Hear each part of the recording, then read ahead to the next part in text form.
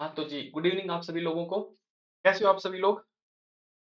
सही चल रहा है सब कुछ, सही तैयारी चल रही है आप लोगों की? हेलो? हाँ, देखो, आज अपना लेक्चर नंबर कौन-सा 11 है ना? और कितने टॉपिक हो गए अपने टोटल अभी तक? ये देखो अपना कोर्स जो स्ट्रक्चर है उसके अंदर देखो, कितने हो गए? ये देखो ये कंप्लीट हो गया यहाँ तक आर्टिकल तक ना।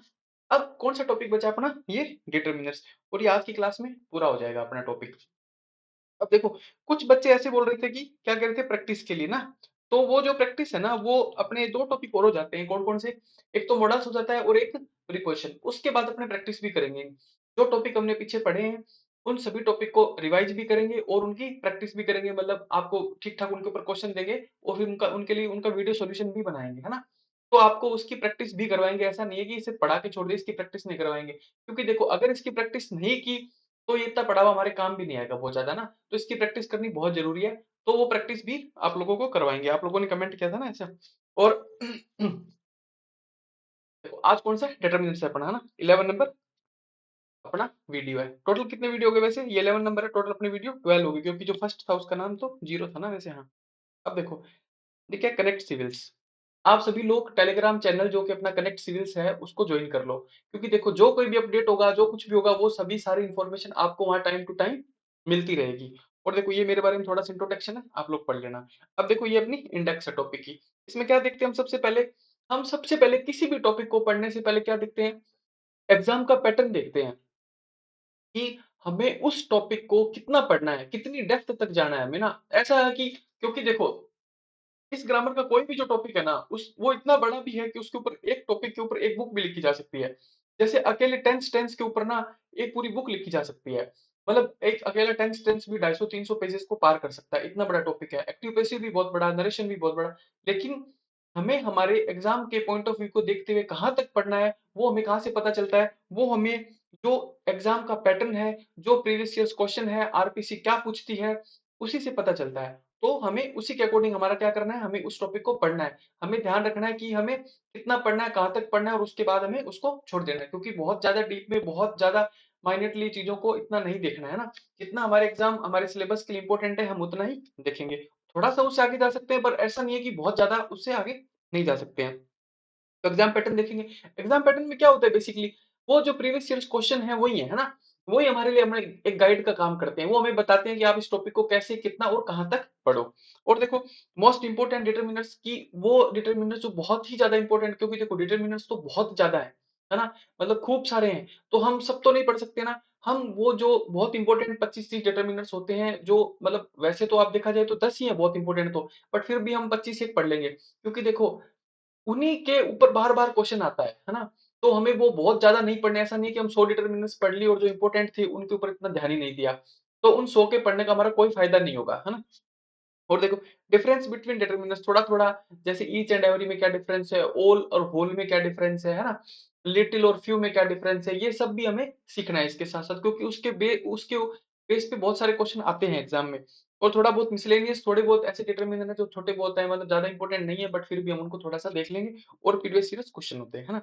चलो आगे चलते हैं। ये हमारा कोर्स स्ट्रक्चर है। इसमें अपना आर्टिकल तक हो गया और आज हमारा कौन-सा टॉपिक हो जाएगा? डिटरमिनर पूरा हो जाएगा। और उसके बाद देखो सिर्फ क्या बचेंगे, 2 ग्रामर के टॉपिक बचेंगे, है ना? और ग्रामर के टॉपिक 2 ही बचेंगे, उसके बाद प्रेस या लेटर है वो सब चीज़ें हैं। और ग्रामर के 2 टॉपिक होने के बाद हम थोड़े-थोड़े प्रैक्टिस की वीडियो भी डालेंगे। प्रैक्टिस के क्वेश्चन भी आपको टेलीग्राम चैनल पे दिए जाएँगे, एक-एक टॉपिक टॉपिक वाइज़, है ना? उसके बाद देखो ये क्या है, एफ्यू रिक्वेस्ट। आज ये आपको पता चल जाएगा कि एफ्यू क्यों लिखा है ना, एफ्यू क्यों लिखा गया है यहाँ पे, फ्यू फ्यू क्यों नहीं लिखा, दा फ्यू क्यों नहीं लिखा, है ना? क्यों लिखा हमने सिर्फ एफ्यू, ये आज आपको पता चल जाएगा। और देखो आप कॉपी पेन एक नोटबुक लेके बैठा करो, उसके अंदर छोटी छोटी चीजें नोट करते रहा करो। बाकी आपको पीडीएफ मिल जाएगी, बट फिर भी आप अपनी तरफ से बहुत सारी चीजें हैं जो पीडीएफ में नहीं होती, आपको नोट करनी चाहिए। और देखो ये टेलीग्राम चैनल आप जरूर जरूर ज्वाइन कर लेना।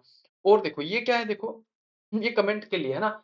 आपको जैसा समझ में आया, जो आया है ना, उस पे कमेंट जरूर किया करो। उससे क्या है कि हमें फीडबैक मिल जाता है कि इस टॉपिक को मतलब कहाँ बच्चे को दिक्कत आई, उसको और अच्छे से समझाने की कोशिश करेंगे, है ना। तो हमें क्या थोड़ा सा फीडबैक मिल जाता है, तो कमेंट आप जरूर किया करो, जो भी फीडबैक हो आप जरूर दिया करो। चीजों को खूब रट के अपने दिमाग में एकदम सेव कर लो, जैसे कंप्यूटर में सेव हो जाती है ना, वैसे सेव कर लो।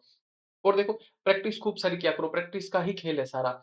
सारा खेल किसका है? सारा खेल ही प्रैक्टिस का होता है, किसी भी एग्जाम के लिए, वो कैसा भी एग्जाम हो, प्रैक्टिस ही सबसे ज्यादा इंपॉर्टेंट होती है। बात देखो, अब देखो ये है टू गेट पीडीएफ का मतलब क्या होता है? पीडीएफ को लेना। पीडीएफ को लेने का क्या मेथड है? पीडीएफ को लेने का क्या मेथड है? आपको थोड़ी-सी हमारी हेल्प करनी पड़ेगी। कैसे? आपको ये वीडियो, है ना? इसका आप जब देख रहे हो तो इसका स्क्रीनशॉट ले लिया या कुछ भी कहीं से भी स्क्रीनशॉट इस वीडियो का लेना है और क्या करना है? आपको शेयर करना है ना? कहीं भी शेयर कर सकते हो आप, किसी भी सोशल मीडिया पे शेयर करके उसका स्क्रीनशॉट लेके आप क्या करना? कनेक्ट सिविल्स पे जाना और लेट्स कनेक्ट इट पे उसको सेंड कर देना बस, है ना? और आपको कुछ नहीं करना है, सेंड कर देना, आपको पीडीएफ मिल जाएगी। उसके बाद आगे चलते हैं, देखो हम अपने टॉपिक पे चलते हैं। टॉपिक पे जाने से पहले हम क्या देखेंगे? एग्जाम का पैटर्न देखेंगे। मतलब हम ये देखेंगे कि जो पिछले सालों में प्रीवियस ईयर्स क्वेश्चन क्या पूछे गए हैं इस टॉपिक से रिलेटेड। सभी टॉपिक पे हमने ऐसा किया है। कोई भी टॉपिक पढ़ने से पहले हमने उसके प्रीवियस ईयर्स क्वेश्चन जरूर जरूर देखे, है ना? हमें एग्जाम के पैटर्न का पता होना बहुत जरूरी है। अब देखो किस टाइप का क्वेश्चन आया। आप एक बात देखना, आरएस के हमारे ग्रामर के अंदर बहुत सिंपल क्वेश्चन पूछता है ना? बहुत सिंपल क्वेश्चन पूछता है। अगर आप थोड़ी-सी हल्की-सी भी थोड़ी-सी सीख लो, थोड़ी-सी प्रैक्टिस कर लो ना, आपका 10 में से 1 भी क्वेश्चन गलत नहीं होगा। बहुत बहुत बहुत सुपरफिशियली पूछता है, बहुत ऊपर-ऊपर से पूछता है, आपका एक क्वेश्चन भी गलत नहीं होगा। थोड़ी-सी प्रैक्टिस कर लो। देखो क्या लिखा है? Divide the money between you all. You all है, बहुत सारे लोगों के बीच बाँटना है, तो बिटवीन नहीं आएगा, क्या आएगा? अमंग, है ना? देखो कितना सिंपल क्वेश्चन पूछा है ना? बहुत मतलब 5th क्लास का क्वेश्चन है ये, छोटा सा क्वेश्चन है। Divide the money among you all. अगला देखो, ही वाज पेन्ड टू रियलाइज। ये जो पेन्ड वाला क्वेश्चन है, ये तो आप लोगों ने खूब देखा होगा ना? खूब देखा होगा। 21 में 18 में जो प्रीवियस ईयर आप क्वेश्चन देखते हो उसके अंदर आपको मिलेगा ना।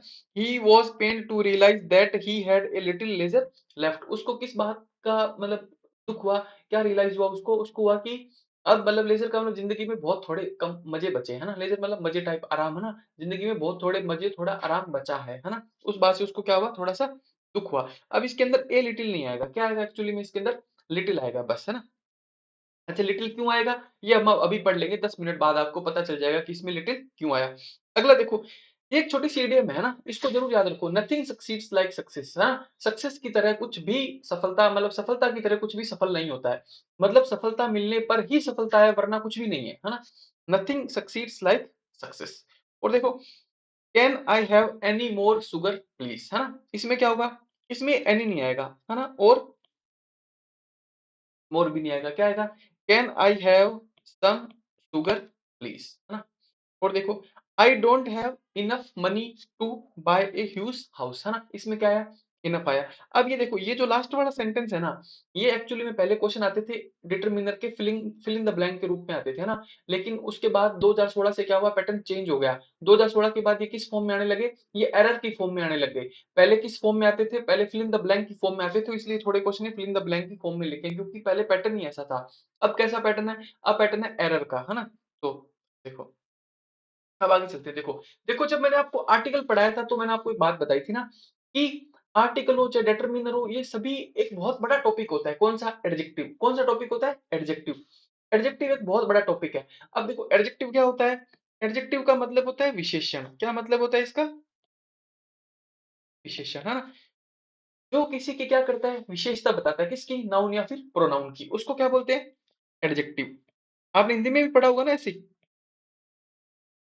एडजेक्टिव क्या होता है? विशेषण, जो क्या बताता है? किसी नाउन या प्रोनाउन की विशेषता बताता है। अब देखो, डेटरमिनर इसी एडजेक्टिव का ही पार्ट होते हैं। डेटरमिनर क्या होते हैं? इसी एडजेक्टिव का ही पार्ट होते हैं। डेटरमिनर इज, है ना? ये क्या करते हैं? किसी नाउन या प्रोनाउन को डिटरमाइन करते हैं, उसको निर्धारित करते हैं, आपको बताते हैं कि किसकी बात हो रही है ना। ये क्या होते हैं? डिटरमिनर। सबसे बड़ा टॉपिक कौन सा है? एडजेक्टिव। एडजेक्टिव के अंडर कौन आता है? डिटरमिनर। और डिटरमिनर के अंडर कौन आता है? आर्टिकल, है ना? तभी देखना आपके सिलेबस में जो पहला ही पहला टॉपिक लिखा है वो कौन सा लिखा है? आर्टिकल्स एंड डिटरमिनर्स, वो साथ में लिखा है। क्यों? क्योंकि आर्टिकल एक्चुअली एक तरीके से डिटरमिनर्स का ही पार्ट होता है ना? सबसे बड़ा टॉपिक होता है एडजेक्टिव और उसी का पार्ट होता है डिटरमिनर और उसका पार्ट होता है आर्टिकल। तो इसलिए इन दोनों को एक साथ लिखा है आपके एग्जाम के सिलेबस में, किसको? आर्टिकल और डिटरमिनर को। तो आज हम कौन सा टॉपिक पढ़ेंगे? डिटरमिनर। डिटरमिनर एक तरीके से आप ये मान लो, ये क्या होते हैं? विशेषण ही होते हैं, है ना? जो किसकी विशेषता बताते हैं? किसी नाउन या फिर प्रोनाउन की। अब ये देखो, एक इसके अंदर क्वेश्चन लिखा है एग्जाम पैटर्न का ना, क्या लिखा है देखो, can you give me any food, है ना? Can you give me any food, ऐसा क्वेश्चन आया था अपने एग्जाम में। Can you give me any food, तो इस एनी की जगह क्या होगा? Can you give me some food. यानी कि देखो इसी टाइप के क्वेश्चन आएंगे आपके एग्जाम में। कैसे? सम का, एनी का, ईच का, एवरी का, ऑल का, होल का, है ना? फर्दर का, फार्दर का, अनदर का, अदर का, आइदर का। बस इसी टाइप के ही ज्यादा क्वेश्चन आएंगे, इनफ का। तो अपने को इन्हीं ही डिटर्मिनर को ज्यादा पढ़ना है। इसके अलावा जो बहुत सारे डिटर्मिनर तो बहुत सिंपल भी होते हैं, जैसे दिस दैट दिस दोस, उनको ज्यादा पढ़ने का कोई मीनिंग नहीं है ना। तो ये जो मोस्ट इंपोर्टेंट जो डिटर्मिनर है, जो हमारे एग्जाम में बार बार रिपीटेडली हमसे पूछे जाते हैं, हम उन्हीं को ही पढ़ेंगे, है ना। अब देखो, सबसे जो इंपॉर्टेंट है वो कौन सा है, सबसे पहले लिटिल और फ्यू। एक तो क्या होता है लिटिल, और क्या होता है फ्यू, है ना। अब देखो, दोनों का मतलब ही कुछ होता है, थोड़ा होता है, लेकिन देखो लिटिल का यूज कब करते हैं, लिखा है देखो, लिटिल लिटिल का यूज करते हैं अनकाउंटेबल नाउन के साथ। अनकाउंटेबल नाउन कौन सी होती है, जिनकी हम गिनती नहीं कर सकते हैं। जैसे देखो वाटर हो गया, क्या हम वाटर की गिनती कर सकते हैं, पानी को गिन सकते हैं, एक पानी दो पानी, दूध को गिन सकते हैं, एक दूध दो दूध, मिल्क को गिन सकते हैं, नहीं गिन सकते हैं। ये सभी क्या होते हैं, अनकाउंटेबल नाउन्स होते हैं, है ना। अनकाउंटेबल नाउन के साथ तो आपको किसका यूज करना है, लिटिल का। और देखो, काउंटेबल नाउन के साथ किसका यूज करना है, फ्यू का। देखो, काउंटेबल नाउन के साथ यूज करना फ्यू को, और अनकाउंटेबल नाउन के साथ यूज करना लिटिल को। काउंटेबल नाउन कौन से होते हैं, जिनको आप काउंट कर सकते हो। देखो इसके नाम में छुपा ना, काउंट, काउंटेबल, काउंट करने योग्य, जिनको आप काउंट कर सकते हो, मतलब एक दो तीन। अनकाउंटेबल, जिनकी आप गिनती नहीं कर सकते हो। अनकाउंटेबल नाउन के साथ यूज करेंगे लिटिल, काउंटेबल नाउन के साथ यूज करेंगे फ्यू। सबसे पहला तो ये छोटा सा डिफरेंस इस दोनों के बीच, ये आपको सीखना है, लिटिल और फ्यू में क्या डिफरेंस है। उसके बाद हम किसको पढ़ेंगे, पहले हम पहले पढ़ते हैं लिटिल को, है ना। देखो आपने छोटा सा डिफरेंस सीख लिया इनका, कि दोनों में क्या डिफरेंस है। अब हम पहले किसको पढ़ेंगे, लिटिल को, हाँ। उसके बाद किसको पढ़ेंगे, फ्यू को पढ़ेंगे। अब आगे चलते हैं लिटिल के ऊपर। अब ये देखो, लिटिल में क्या लिखा है, अनकाउंटेबल नाउन के साथ जिनकी गिनती नहीं की जा सकती है। लिटिल का यूज करते हैं अनकाउंटेबल नाउन के साथ जिनकी गिनती हम नहीं कर सकते हैं, है ना। जैसे क्या होता है, कोई क्वांटिटी होती है, यानी कि मात्रा होती है ना। जैसे देखो, वाटर हो गया, मिल्क हो गया, गोल्ड होता है, सोना, सोने की भी गिनती आप नहीं कर सकते हो, एक सोना दो सोना ऐसा नहीं होता है ना। उसकी भी गिनती आप नहीं कर सकते हो, गोल्ड हो गया, कॉपर हो गया, कोई भी मेटेरियल नाउन होती है ना। अब ये देखो, एक बहुत इंपॉर्टेंट चीज लिखी है इसमें, मनी, है ना। ये जो मनी लिखा है ना, इससे बच्चे बहुत कंफ्यूज होते हैं मनी से। मनी क्या होता है एक्चुअली में, मनी होता है, मनी पैसा नहीं होता है, मनी रुपया नहीं होता है। मनी क्या होता है, मनी होता है धन। मनी क्या होता है, धन। रुपया तो क्या बोलते हैं उसको, रुपीस बोलते हैं। पैसे को क्या बोलते हैं, पैसा बोलते हैं। मनी एक्चुअली में क्या होता है, धन होता है। और देखो, आप धन की गिनती नहीं कर सकते हो कभी भी। आप क्या नहीं कर सकते हो, किसी के भी धन की गिनती नहीं की जा सकती है। ऐसा क्यों होता है, देखो क्यों, क्योंकि देखो धन में बहुत सारी चीजें आती है। ऐसा नहीं है कि धन में सिर्फ रुपया पैसा आता है, धन के अंदर क्या आता है, आपकी जमीन भी आती है। हम्म, आपका घर है वो भी आपका धन है। और देखो, आपकी आपके घर पे अगर ट्रैक्टर खड़ा है वो भी आपका धन है। आपके घर पे अगर भैंस बंधी हुई है वो भी आपका धन है ना। आपके घर पे अगर पुरानी टूटी हुई साइकिल खड़ी है तो वो भी आपका धन है। तो धन के अंदर बहुत सारी चीजें आती है, जिनको हम एक चीज मान के उनकी काउंटिंग नहीं कर सकते हैं। इसीलिए मनी को क्या माना जाता है, हमेशा अनकाउंटेबल माना जाता है। आप इस बात को याद रखना, इसके ऊपर खूब सारे क्वेश्चन बनते हैं, बाद में आप एग्जाम में कंफ्यूज हो जाओगे ना। आप हमेशा ध्यान रखना, मनी क्या होता है, मनी होता है अनकाउंटेबल। मनी का मतलब रुपया या पैसा नहीं होता है। रुपया की इंग्लिश तो क्या होती है, रुपीज होती है, पैसे की पैसा होती है। मनी का मतलब होता है धन, और धन की गिनती नहीं की जा सकती है। किसके पास कितना धन है नहीं पता लगा जा सकता, है ना। तो मनी क्या हो गया, अनकाउंटेबल नाउन होती है। क्योंकि देखो, वाटर अनकाउंटेबल आप लोगों को पता है, मिल्क अनकाउंटेबल है आपको पता है, गोल्ड का पता है, कॉपर का पता है, बट मनी थोड़ा सा आपको कंफ्यूज करेगा। तो आप याद रखना, मनी क्या होता है, अनकाउंटेबल नाउन होती है हमेशा। अब देखो, आगे चलते हैं। अब देखो, लिटिल में क्या होता है, तीन होते हैं। देखो, लिटिल, ए लिटिल और द लिटिल। कितनी चीजें होती है, एक तो होता है लिटिल, एक होता है ए लिटिल, और एक द लिटिल। अब देखो, मैं आपको एक बहुत ही सिंपल तरीके से समझा दूंगा कि तीनों क्या होते हैं। आपको उसके बाद कुछ याद नहीं रखना पड़ेगा। देखो, ये क्या लिखा है, लिटिल, सिर्फ क्या लिखा है, लिटिल। इसके आगे कुछ लिखा है क्या, बताओ, नहीं लिखा ना। जब इसके आगे कुछ भी नहीं लिखा होता है ना, तो इसका मीनिंग भी क्या होता है, कुछ नहीं। इसका मीनिंग भी क्या होता है, कुछ नहीं। जब देखो लिटिल अकेला लिखा है और इसके आगे कुछ नहीं लिखा है, तो इसका मतलब भी क्या होता है, कुछ नहीं, है ना। फिर दूसरा देखो, दूसरा होता है ए लिटिल। अब देखो, आपने क्या कर दिया, लिटिल के आगे छोटा सा क्या जोड़ दिया, ए जोड़ दिया। लिटिल के आगे छोटा सा क्या जोड़ दिया, ए जोड़ दिया। देखो, ए कितना है ना, छोटा सा है, ए तो छोटा सा है ना। लिटिल के आगे क्या जोड़ दिया, छोटा सा ए जोड़ दिया। अब इसका मतलब क्या हो गया, थोड़ी सी मात्रा, है ना। अब इसका मतलब क्या हो गया, थोड़ी सी मात्रा। अब देखो तीसरा, तीसरा होता है लिटिल। और इसके आगे आपने इतना बड़ा दा जोड़ दिया, है ना? दा देखो कितना बड़ा है, THE दा, इतना बड़ा दा है। अगर आपने लिटिल के आगे इतना बड़ा दा जोड़ दिया तो इसका मतलब क्या हो गया? जितनी मात्रा आपके पास है वो सारी की सारी, जितनी क्वांटिटी आपके पास है वो सारी की सारी, है ना? समझ गए तीनों चीजों में? देखो बहुत सिंपल है। देखो, अगर लिटिल के आगे कुछ नहीं लिखा है तो इसका मतलब है कुछ नहीं। लिटिल के आगे छोटा सा ए लिखा है, इसका मतलब है थोड़ी सी मात्रा। लिटिल के आगे इतना बड़ा दा लिखा है, इसका मतलब क्या है? जितनी मात्रा है उतनी सारी की सारी। अब आप बिल्कुल नहीं भूलोगे इसको। देखो, एक बार इस पे थोड़ा सा मनन करना, सोचना कि मैंने क्या बोला है। लिटिल के आगे कुछ नहीं लिखा है मतलब कुछ भी मात्रा नहीं है। लिटिल के आगे छोटा सा ए जोड़ दिया, इसका मतलब थोड़ी सी मात्रा है। लिटिल के आगे इतना बड़ा दा जोड़ दिया, मतलब जितनी मात्रा चाहिए उतनी सारी की सारी। अब देखो इसके अंदर क्या लिखा है, लिटिल। लिटिल का मतलब होता है हार्डली एनीथिंग, और क्या होता है? हार्डली एनी क्वांटिटी, यानी कि न के बराबर मात्रा। अगर लिटिल के आगे कुछ नहीं लिखा है, इसका मतलब होता है कुछ नहीं, यानी कि न के बराबर मात्रा। मात्रा कितनी कम है? बहुत थोड़ी। जहां आपको 1000 बच्चों की, सॉरी, 1000 लीटर पानी की जरूरत थी, वहां पर आपके पास कितना पानी है? सिर्फ 1 लीटर। तो ये क्या मात्रा हुई? सोचो, ना के बराबर है। सोचो, जहां आपको 1000 बच्चों की जरूरत है, वहां आपके पास बच्चे कितने?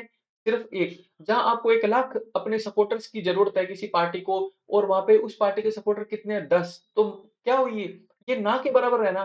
ना के बराबर क्वांटिटी, ना के बराबर कुछ चीज होगी तो बस ये होता है। यानी कि लिटिल अगर इसके आगे कुछ ना लिखा है, इसका मतलब है कुछ नहीं। अब देखो इसका सेंस कैसा होता है। नीचे क्या लिखा है देखो, नेगेटिव, है ना? नेगेटिव सेंस होता है इसका। क्यों होता है नेगेटिव सेंस? क्योंकि जब मात्रा है ही ना के बराबर, तो फिर सेंस भी तो कैसा होगा? नेगेटिव ही होगा। आगे देखो, अगला है ए लिटिल। अब देखो, लिटिल के आगे छोटा सा आपने क्या जोड़ दिया? ए। लिटिल के आगे आपने छोटा सा क्या जोड़ दिया? ए। यानी कि मैंने आपको अभी बताया, अगर आप छोटा सा ए जोड़ दोगे तो इसका मतलब क्या होगा? थोड़ी सी मात्रा, है ना? जितनी चाहिए उतनी, तो सारी नहीं, बट थोड़ी सी, है ना? अब थोड़ी सी, लेकिन देखो, अब पॉजिटिव चीज इतनी अच्छी बात है, पॉजिटिव चीज इतने इतनी अच्छी चीज है कि मात्रा थोड़ी सी होते ही ये क्या हो जाता है? ये पॉजिटिव हो जाता है। देखो ये लिखा है ना, पॉजिटिव। इसका सेंस कैसा कैसा होता है? पॉजिटिव सेंस होता है। ए लिटिल का मतलब क्या होता है? देखो लिखा है, अवेलेबल सम क्वांटिटी। थोड़ी मात्रा है, थोड़ी है मतलब क्या है? पॉजिटिव है। थोड़ी है इसका मतलब क्या है? पॉजिटिव होगा ना, कोई पॉजिटिव सेंस आएगा। थोड़ा बहुत तो है आपके पास कम से कम। चलो जितना चाहिए उतना नहीं है, बट थोड़ा बहुत तो है। थोड़ा बहुत है, इसका मतलब क्या है? वो पॉजिटिव चीज है। आगे देखो, द लिटिल। द लिटिल में मैंने आपको क्या बताया कि लिटिल के आगे आपने इतना बड़ा दा जोड़ दिया, इसका मतलब क्या होगा? जितनी मात्रा चाहिए उतनी सारी की सारी। क्या लिखा है देखो, अवेलेबल होल क्वांटिटी। जितनी क्वांटिटी अवेलेबल है वो सारी की सारी। बहुत ज्यादा नहीं, लेकिन जितना है उतना सारा। और देखो इसका सेंस भी कैसा होता है? पॉजिटिव, है ना? यानी कि नेगेटिव सेंस सिर्फ किसका होता है? लिटिल का। क्यों होता है? क्योंकि उसके आगे कुछ नहीं लिखा है। कुछ नहीं लिखा है, इसका मतलब भी उसका क्या है? कुछ नहीं। कुछ नहीं मीनिंग है, इसका मतलब उसका सेंस कैसा होगा? नेगेटिव। ए लिटिल में देखो छोटा सा ए जोड़ दिया। ए जोड़ने की वजह से क्या होगा? थोड़ी सी मात्रा हो गई, और इसका सेंस कैसा होगा? पॉजिटिव। और दा लिटिल में देखो, इतना बड़ा दा जोड़ दिया, तो दा इतना बड़ा जोड़ दिया तो क्या हो गया? कि जितनी मात्रा चाहिए उतनी सारी की सारी। और सेंस कैसा हो गया? पॉजिटिव। अब देखो, मैंने आपको बहुत ही सही तरीके से, बहुत ही सिंपल तरीके से आपको ये चीज याद करवाई है। आप इसको याद रखना, है ना? इसको थोड़ा सा, मैं कह रहा हूँ, आप एक बार ध्यान से सुन भी लोगे ना मैंने क्या बोला है, आपको ये हमेशा के लिए याद हो जाएगी ये चीज। आप जिंदगी में कुछ भी भूल जाओगे, बट लिटिल, ए लिटिल और द लिटिल में क्या डिफरेंस है आप कभी नहीं भूलोगे, है ना? आगे चले, उसके बाद देखो, हमने सीखा, हमने लिटिल सीखा। सबसे पहले हमने क्या देखा डिफरेंस लिटिल और फ्यू में? लिटिल किसके साथ यूज होता है? अनकाउंटेबल नाउन के साथ। फिर हमने लिटिल में 3 पढ़े, लिटिल, ए लिटिल और द लिटिल। ए लिटिल क्या होता है? नेगेटिव, इसका मतलब होता है ना के बराबर मात्रा। ए लिटिल में क्या होता है? छोटा सा ए जोड़ दिया, इसका मतलब थोड़ी सी मात्रा। सेंस कैसा होता है? पॉजिटिव। द लिटिल में इतना बड़ा दा जोड़ दिया, इसका मतलब जितनी मात्रा चाहिए उतनी सारी की सारी। और सेंस कैसा होगा? पॉजिटिव। आगे चलते हैं। देखो, अब देखो, अब फ्यू में मुझे कुछ समझाने की जरूरत नहीं है आपको। क्यों? क्योंकि जैसा लिटिल था वैसा ही फ्यू है। देखो, फ्यू का यूज किसके साथ करते हैं? प्लूरल काउंटेबल नाउन के साथ। फ्यू का यूज किसके साथ करते हैं? प्लूरल काउंटेबल नाउन के साथ, है ना? और देखो, it is used for number. Number countable noun होगी तो नंबर होगा, उसके साथ यूज होगा बस। जस्ट देखो, स्टूडेंट्स, आप जिनकी गिनती कर सकते हो वो क्या होते हैं? Student, students. और देखो, लैंप्स, लैंप होता है, लैंप रखा होता है। एक लैंप है तो एक लैंप, दो तीन चार पांच छह, कुछ भी ना, लैंप्स गिनती कर सकते हैं। बुक्स, बुक्स भी, बुक्स की आप काउंटिंग कर सकते हो, एक बुक, दो बुक, तीन बुक, चार बुक, है ना? और देखो, डॉलर्स, डॉलर्स की भी आप काउंटिंग कर सकते हो। ऐसी बहुत सारी चीजें है ना। तो ये सब क्या होती है?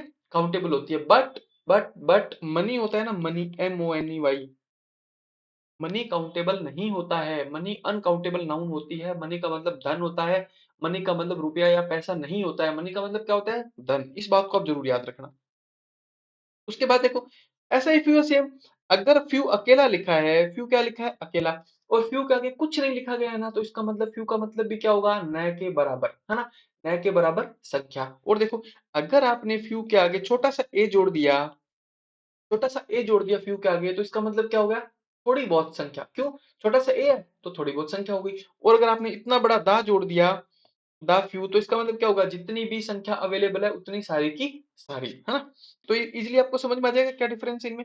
और देखो, जैसे लिटिल नेगेटिव सेंस देता था, वैसे ही फ्यू भी तो क्या देगा, नेगेटिव सेंस। और इसका मतलब क्या होता है, हार्डली एनी नंबर, हार्डली का मतलब न के बराबर, न के बराबर संख्या है ना। और देखो, और देखो ए फ्यू क्या होता है, अवेलेबल सब नंबर्स, थोड़ी संख्या है, छोटा सा ए जोड़ा है ना, छोटा सा ए जोड़ा, इसका मतलब थोड़ी सी संख्या है।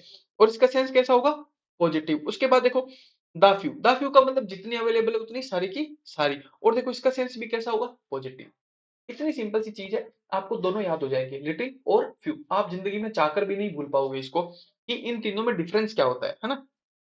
और मैं आपको एक बात बताता हूँ, देखो, आपके एग्जाम के अंदर या तो क्वेश्चन लिटिल या फ्यू से पूछेगा, वरना सम या एनी से पूछेगा, है ना। ये क्योंकि देखो, मैं आपको एक बात बताऊं, कि आप पीछे जब भी देखना, आपको मोस्टली इन्हीं में से ही पूछे हुए ज्यादा क्वेश्चन मिलेंगे।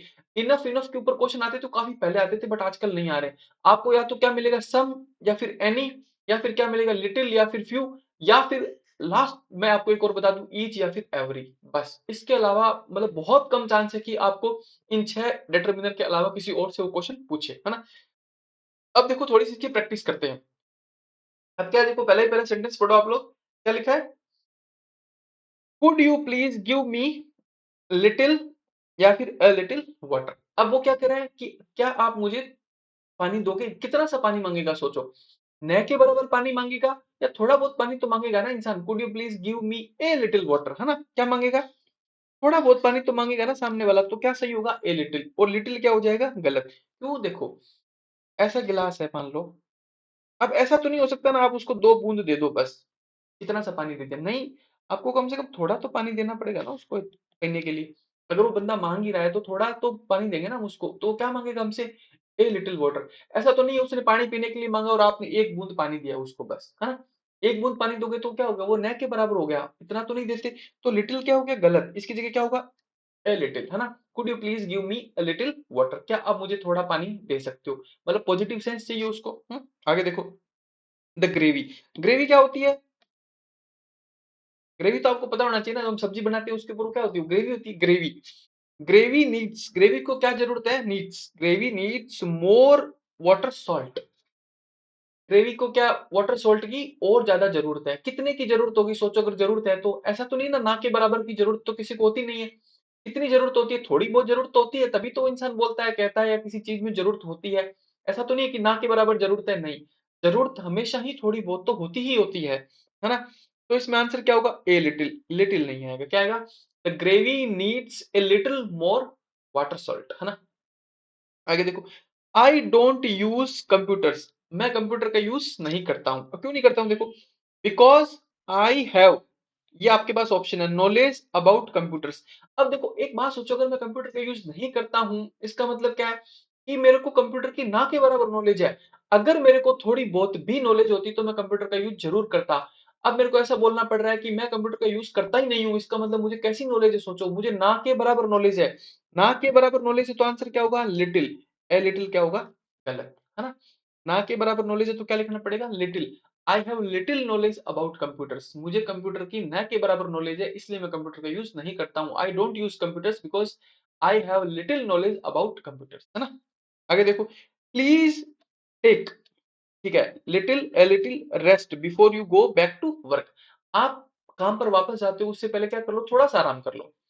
ऐसा तो नहीं है कि ना के बराबर आराम करो, मतलब 10 सेकंड के लिए लेटो और वापस खड़े हो जाओ, नहीं, थोड़ा बहुत तो आप आराम करोगे ना, 5-10 मिनट का। तो उसको क्या बोलेंगे, पॉजिटिव सेंस चाहिए हमें। ऐसा तो नहीं है कि 2 सेकंड के लिए लेटे और वापस खड़े हो जाओ, वो तो कोई आराम नहीं हुआ। तो आपको क्या चाहिए, पॉजिटिव सेंस चाहिए, तो क्या लिखना पड़ेगा, ए लिटिल, है ना। लिटिल क्या हो जाएगा, गलत। Please take a little rest before you go back to work. आगे चलो देखो, he is so stubborn, stubborn क्या होता है, जिद्दी, है ना। स्टबन क्या होता है, ये सब वर्ड आप याद रखा करो छोटे छोटे। स्टबन क्या होता है? जिद्दी, है ना? जैसे क्या, सनी देओल जिद्दी है ना, वैसे क्या होता है? स्टबन क्या होता है? जिद्दी, है ना? अब देखो, ही इज सो स्टबन, वो बहुत जिद्दी है, इतना जिद्दी है पूछो मत, है ना? क्यों? देखो, there is a little little use in talking to him, उससे बात करने का तो कोई मतलब ही नहीं है। यानी कि उससे बात करने का मतलब कितना है? बात करने का मतलब तो न के बराबर है यार, उससे बात ही मत करो। वो इतना जिद्दी है कि उससे बात करने का कोई मतलब नहीं है ना? कोई यूज नहीं है उससे बात करने का। कैसा यूज नहीं है? ना के बराबर यूज है उससे बात करने का, क्योंकि उसके कोई फर्क ही नहीं पड़ेगा। तो आंसर क्या होगा? लिटिल। क्योंकि देखो, सेंटेंस नेगेटिव है, वो बहुत जिद्दी है, उससे बात करने का कोई मतलब नहीं है, तो किसका यूज करेंगे? Little. There is little use in talking to him, उससे बात करने का तो ना के बराबर मतलब है ना? ऐसे ए लिटिल नहीं आएगा। ए लिटिल का मतलब तो क्या होगा? कि उससे बात करने का थोड़ा बहुत मतलब है। तो फिर वो जिद्दी किस बात का हुआ? वो इतना जिद्दी है कि उससे बात करने का कोई मतलब ही नहीं है, तो हमें कैसा सेंस चाहिए? नेगेटिव। तो हम क्या लिखेंगे? लिटिल, ना के बराबर मतलब है उससे बात करने का, है ना? आगे चलो। a little little a little money which I had in my wallet has been stolen। अब देखो, कौन सा पैसा चोरी हुआ उसका? उसका वो पैसा चोरी हुआ जो उसके वॉलेट में था, और वो सारा का सारा चोरी हो गया। यानी कि अवेलेबल जितनी भी क्वांटिटी थी, वो सारी क्या हो गई? चोरी हो गई। वो सारा धन उसका चला गया। जितनी भी अवेलेबल क्वांटिटी थी उसके पास मनी की, उसके वॉलेट में सिक्के थे, पैसे थे, रुपए थे, क्रेडिट कार्ड था या कुछ भी था, वो सारा का सारा उसका चोरी हो गया, है ना? तो इसमें क्या होगा? इतना था सारा चोरी हुआ, तो उसको क्या बोलेंगे? The little. क्या बोलेंगे? The little. अब ये लिटिल नहीं आएगा, ए लिटिल नहीं आएगा। ऐसा तो नहीं है कि न के बराबर धन था वो चोरी हो गया, नहीं। जितना उसके वॉलेट में था वो सारा का सारा ही क्या हो गया? Has been stolen. Has been stolen मतलब किसी और के द्वारा चुरा लिया गया है। The little money which I had in my wallet has been stolen. The little money मतलब जो भी पैसा, जितना भी पैसा मेरे वॉलेट में था, सारा क्या हो चुका है? चोरी हो चुका है। आगे देखो, he has little a little education, he cannot read and write at all and he can hardly count। यानी कि वो ना लिख सकता है, ना पढ़ सकता है, ना गिनती कर सकता है। इसका मतलब उसके पास कैसी एजुकेशन है? उसके पास ना के बराबर एजुकेशन है। क्योंकि थोड़ी बहुत भी एजुकेशन होती तो क्या करता? अक्षर ज्ञान भी होता तो क्या करता? वो कम से कम पढ़ लेता, अपना नाम लिख लेता, एक दो तीन चार काउंटिंग कर लेता। बट उसके पास तो कैसी नॉलेज है? उसके पास कैसी एजुकेशन है? उसके पास तो न के बराबर एजुकेशन है। तभी तो देखो। अब दूसरी बात ये देखो, आपको पता कैसे चला कि इसमें लिटिल आएगा, ए लिटिल आएगा? ये हमारे पास हिंट है, देखो ये रहा हिंट। क्या? Can not read, can not right at all, बिल्कुल भी नहीं लिख सकता है, ना पढ़ सकता है। And he can hardly, hardly का मतलब न के बराबर, ही कैन हार्डली काउंट, न के बराबर उसके अंदर कैसी क्वालिटी है कि वो कुछ काउंट कर सके? यानी कि वो बिल्कुल भी पढ़ा लिखा नहीं है। तो उसकी एजुकेशन भी कैसी होगी? न के बराबर होगी। न के बराबर होगी तो आंसर क्या होगा? लिटिल। ए लिटिल तो नहीं होगा ना? क्योंकि देखो, ए लिटिल एजुकेशन होती है, इसका मतलब क्या होता? थोड़ा बहुत पढ़ा लिखा है, तो थोड़ा बहुत लिखना भी जानता, पढ़ना भी जानता, काउंटिंग भी जानता, है ना? सब कुछ जानता है। तो लेकिन उसको तो कुछ आता नहीं है, तो इसका मतलब उसकी एजुकेशन कैसी है? न के बराबर है। बस आगे चलो। Europe has little a little sunshine in the winter. सर्दियों में यूरोप में क्या होती है? क्या होती है बताओ? सनशाइन कैसा होता है? सूर्य कैसा होता है? न के बराबर होता है। इसीलिए देखो आगे भी लिखा है, दैट्स वाई, इसीलिए that's why so many Europeans, so many Europeans go on holiday to sunny places। That's why so many Europeans go on holiday to sunny places। sunny का मतलब जहाँ सूरज बहुत होता है, उन जगहों पर चले जाते हैं। क्यों चले जाते हैं बताओ? क्योंकि उनके वहां सूर्य कैसा होता है, उनके वहां सनशाइन कैसी होती है? न के बराबर होती है। न के बराबर होती है तो आंसर क्या होगा? लिटिल। ए लिटिल नहीं होगा। देखो, यूरोपियन कंट्रीज में बहुत बड़ी प्रॉब्लम है कि, आपको एक बात बताता हूँ, देखो, ये जो गुड मॉर्निंग होता है ना, गुड मॉर्निंग, ये पता है, ये हमारे इंडिया का वैसे तो इंग्लिश वर्ड है, बाकी हम जो गुड मॉर्निंग बोलते हैं वो बोलना भी सही नहीं है। बताऊं क्यों? क्योंकि देखो, यूरोपियन कंट्रीज में लोग एक दूसरे को गुड मॉर्निंग पता है कब बोलते हैं? क्योंकि उनके वहां सूर्य कभी कभी निकलता है। उनके वहां की मॉर्निंग कभी कभी ही अच्छी होती है, डेली अच्छी नहीं होती है। वहां पे डेली तो सूर्य नहीं निकलता, वो एक दूसरे घर से बाहर भी नहीं आते, देखते भी नहीं है। किसी किसी दिन वहां सूरज अगर निकलता है अच्छे से, तो वो लोग क्या करते हैं? घरों से बाहर आते हैं उस दिन सूरज को देखने के लिए, थोड़ा एंजॉय करने के लिए। उस दिन वो लोग एक दूसरे को क्या बोलते हैं पता है? Good morning. और हमने तो यहाँ से ट्रेंड बना रखा है गुड मॉर्निंग बोलने का, यार हमारे यहाँ तो हर दिन सूर्य भगवान की देखो ये कृपा हमारे ऊपर होती है कि हमारी तो हर मॉर्निंग गुड है। तो हमें तो इसको बोलने की जरूरत नहीं, हमें तो बस उस भगवान को धन्यवाद कहना चाहिए कि हमें इतनी अच्छी जगह उसने जन्म दिया कि हमारी तो मॉर्निंग हर दिन ही क्या है, गुड है। यूरोपियन कंट्रीज में ऐसा बिल्कुल नहीं है, सूर्य नहीं निकलता है, उनकी मॉर्निंग गुड कभी कभी होती है, इसीलिए वो एक दूसरे को क्या बोलते हैं, गुड मॉर्निंग बोलते हैं। हमारे यहाँ तो डेली भगवान की कृपा है, कोई दिक्कत नहीं है ना। तो वहां पे क्या होता है, सनशाइन न के बराबर होता है, न के बराबर होता है तो क्या यूज करेंगे, लिटिल, बस। आगे चले, देखो आगे क्या लिखा है, अनफॉर्चुनेटली, दुर्भाग्य से क्या हुआ, few children from this school go on to university। दुर्भाग्य से, अब देखो इसने क्या लिखा है, अनफॉर्चुनेटली वर्ड लिखा है, इससे आपको क्या समझ जाना चाहिए कि बात कुछ नेगेटिव होगी है ना। अनफॉर्चुनेटली, दुर्भाग्य से क्या हुआ, न के बराबर बच्चे इस स्कूल से यूनिवर्सिटी में जा पाए हैं, बाकी तो फेल हो गए।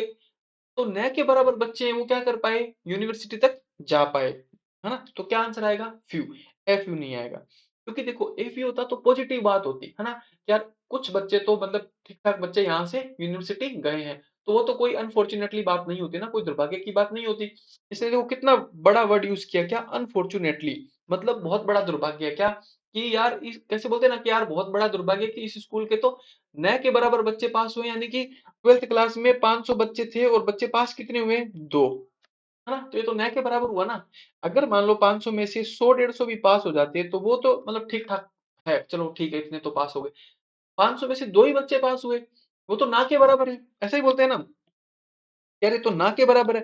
तो बस यहाँ पे किसका यूज करेंगे, फ्यू का, है ना, ए फ्यू का यूज नहीं करेंगे। Unfortunately few children from this school go to university, दुर्भाग्य से न के बराबर इस यूनिवर्सिटी मतलब न के बराबर बच्चे हैं जो स्कूल के हैं, वो यूनिवर्सिटी तक पहुंच पाए, है ना। आगे देखो, शी इज लकी, लकी लिख दिया मतलब वो बहुत किस्मत वाली है।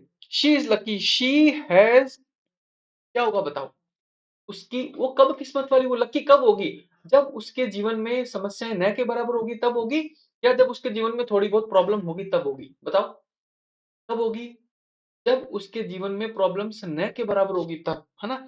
शी हैज फ्यू प्रॉब्लम्स, ऐसा नहीं कि ए फ्यू, क्या होगा, शी हैज फ्यू प्रॉब्लम्स, उस वो बहुत किस्मत वाली है, क्यों कि उसकी उसके जीवन में प्रॉब्लम्स कैसी है, न के बराबर है ही नहीं उसके जीवन में प्रॉब्लम, तभी तो लकी है।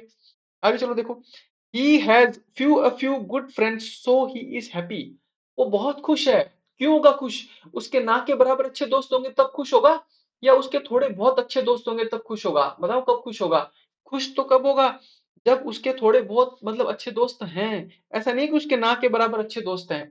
तो फ्यू को काटेंगे और क्या लिखेंगे, ए फ्यू, यानी कि उसके थोड़े बहुत अच्छे दोस्त हैं इसलिए वो क्या रहता है, बहुत खुश रहता है। आगे चलो, I have got few friends in the city so I am lonely, अब मैं क्या हूं, मैं लोनली हूं, देखो आपको यहां से हिंट मिलेगा, लोनली मतलब अकेला हूं। अब एक बात बताओ, किसी शहर में इंसान अकेला कब फील करेगा, जब उसके दोस्त उस शहर में ना के बराबर होंगे तब अकेला फील करेगा, या उस शहर में उसके दोस्त थोड़े बहुत दोस्त होंगे तब, कब करेगा बताओ, जब उस शहर में उसके ना के बराबर दोस्त होंगे। सोचो जयपुर में, इतना बड़ा जयपुर है, आप इस कोने पे रहते हो, आपका एक ही दोस्त है पूरे शहर में और वो इस कोने पे रहता है, तो अब आपको क्या होगा, आपको लोनली फील होगा, क्योंकि देखो आपका एक दोस्त तो है, ना के बराबर है, एक दोस्त होना तो कोई बड़ी बात नहीं, एक सिटी में वो ना के बराबर दोस्त है और वो भी शहर के उस कोने पे रहता है, तो आप क्या फील करोगे, लोनली फील करोगे। वहीं अगर आपके बहुत सारे दोस्त आसपास रहे तो क्या होगा, आप लोनली फील नहीं करोगे, क्योंकि वो आते रहेंगे जाते रहेंगे, बात होती रहेगी, है ना। तो क्या देखो, I have got few friends in the city so I am lonely, है ना। मैं क्यों हूं अकेला, क्योंकि मेरे ना के बराबर दोस्त हैं इस शहर में। आगे देखो, द फ्यू या फिर few public gardens that we have, जो हमारे पास हैं, आर नॉट प्रॉपरली मेंटेन्ड, वो प्रॉपरली मेंटेन नहीं है, कौन से गार्डन, जो सारे इस शहर में है हमारे पास हैं, द फ्यू, वो ऐसा तो नहीं ना कि ना के बराबर पब्लिक गार्डन है जो हमारे पास है, हमारे पास तो सारे ही हैं, जितने भी पब्लिक गार्डन है ना, मतलब पब्लिक प्लेसेस पे जो गार्डन है वो सारे ही क्या है, वो प्रॉपरली मेंटेन्ड नहीं है, मतलब उनमें कचरा हो रखा है, पेड़ पौधे जल चुके हैं, कोई आता नहीं है, देखने वाला नहीं है, है ना। तो क्या होगा, जितने हैं उतने सारे, द फ्यू, फ्यू नहीं होगा, ऐसा नहीं होगा कि ना के बराबर, है ना। आगे चलो, the few remarks that he made were very poignant, वो क्या थे, बहुत मार्मिक थे, कौन से मार्मिक थे, वो रिमार्क्स, देखो the few remarks that he made, जो उसने बनाए वो क्या थे, बहुत मार्मिक थे, कौन से, जितने भी उसने किए ना वो सारे, देखो दैट लिखा है ना, दैट, है ना। तो जितने भी रिमार्क्स या जितने भी हिंट्स थे, जितने भी कुछ था, वो सभी क्या थे, जितने भी उसने रिमार्क्स दिए थे वो सभी क्या थे, वो सभी मार्मिक थे। तो क्या आएगा? The few. ऐसा तो नहीं है ना कि ना के बराबर थे, क्या आएगा? The few. क्योंकि देखो दैट लिखा है ना, दैट की वजह से क्या आ गया? द फ्यू, है ना। जितने भी उसने किए वो सारे कहते, जितने सारे उसने किए उतने सारे के सारे कैसे थे? मार्मिक थे, है ना। मार्मिक तो समझते हो आप क्या होता है? एकदम दिल को छूने वाला। आगे देखो, थोड़ी सी कॉमन एक्सरसाइज और करते हैं इनकी। ही हैज लिटिल, देखो ये लिटिल फ्यू पे ही आपको ज्यादा ध्यान देना है क्योंकि इसके क्वेश्चन बहुत ज्यादा आते हैं ना। इसी मतलब एक क्वेश्चन आएगा आपके एग्जाम में और वो 99% चांस है या तो लिटिल फ्यू का होगा, ईच एवरी का होगा, वरना किसका होगा वो एक और आपको बताया था, एनी या फिर सम का होगा। बस इनमें से पक्का आएगा। आगे देखो, ही हैज लिटिल या फ्यू होप ऑफ रिकवरी। अब क्या रिकवरी मतलब, जैसे ऋषभ पंत है उसका भी एक्सीडेंट हो गया था पीछे, अब वो क्या कर रहे हैं? रिकवर कर रहे हैं ना। अब देखो इसमें होप क्या होता है? आशा। रिकवर क्या करना है? रिकवर करना होता है, बॉडी को धीरे धीरे वापस सही करना। ही हैज लिटिल होप होगा या फ्यू होप होगा? बताओ। होप होती है जो आशा होती है, वो काउंटेबल होती है या अनकाउंटेबल होती है? आशाएं क्या होती है, होप क्या होती है? अनकाउंटेबल होती है। तो क्या लिखना पड़ेगा? लिटिल। क्या लिखना पड़ेगा? लिटिल। क्यों नहीं होगा?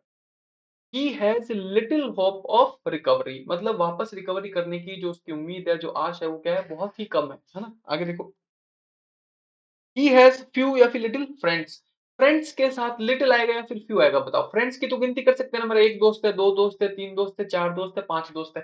तो क्या आएगा इसके साथ? बताओ आप लोग। इसके साथ आएगा फ्यू। लिटिल नहीं आएगा, लिटिल को काट दो।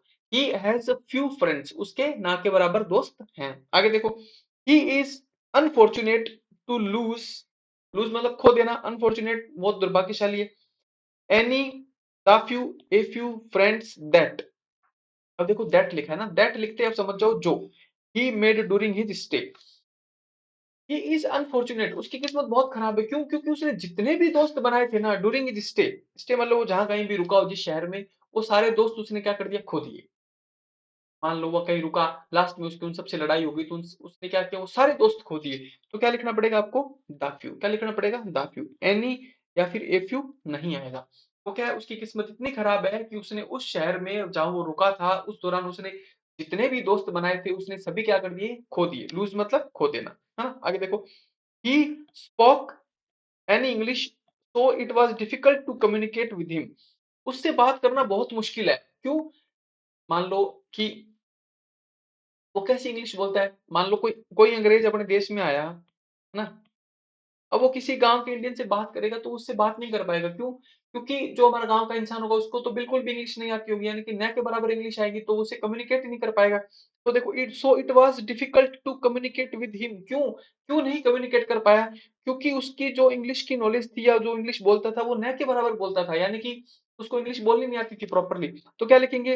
ही स्पोक लिटिल इंग्लिश, है ना। लिटिल इंग्लिश मतलब न के बराबर इंग्लिश बोलता था। So he can not, so it was difficult to communicate with him, तो उससे बात करना बहुत मुश्किल था।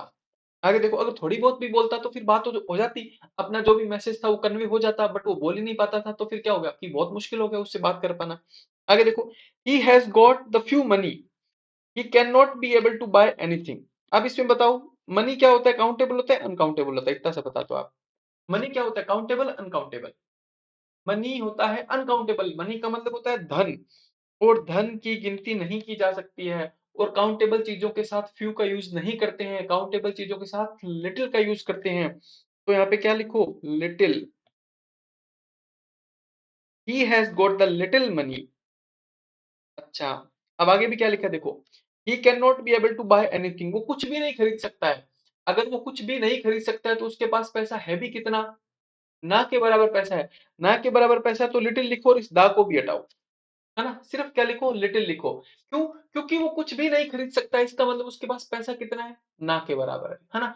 और देखो यहाँ पे तो क्या लिखना, इसका लिटिल लिख देना इसको काट के। ही हैज गॉट लिटिल मनी, उसके पास न के बराबर धन है तो वो कुछ भी खरीद नहीं सकता है। आगे एक और एरर बताता हूँ देखो, ही कैन नॉट और ये एबल। कैन का मतलब ही क्या होता है? कैन का मतलब कर सकना, कैन नॉट का मतलब नहीं कर सकना, एबल का मतलब, एबल का मतलब भी क्या होता है? किसी काम को करने योग्य, यानी कि उसको कर सकता है। तो कैन और एबल दोनों का यूज एक साथ नहीं कर सकते हम। तो सिर्फ आप क्या लिखो? ही कैन नॉट, ये काट दो। क्या लिखो? सिर्फ he can not buy anything, वो कुछ भी नहीं खरीद सकता है। He can not buy anything.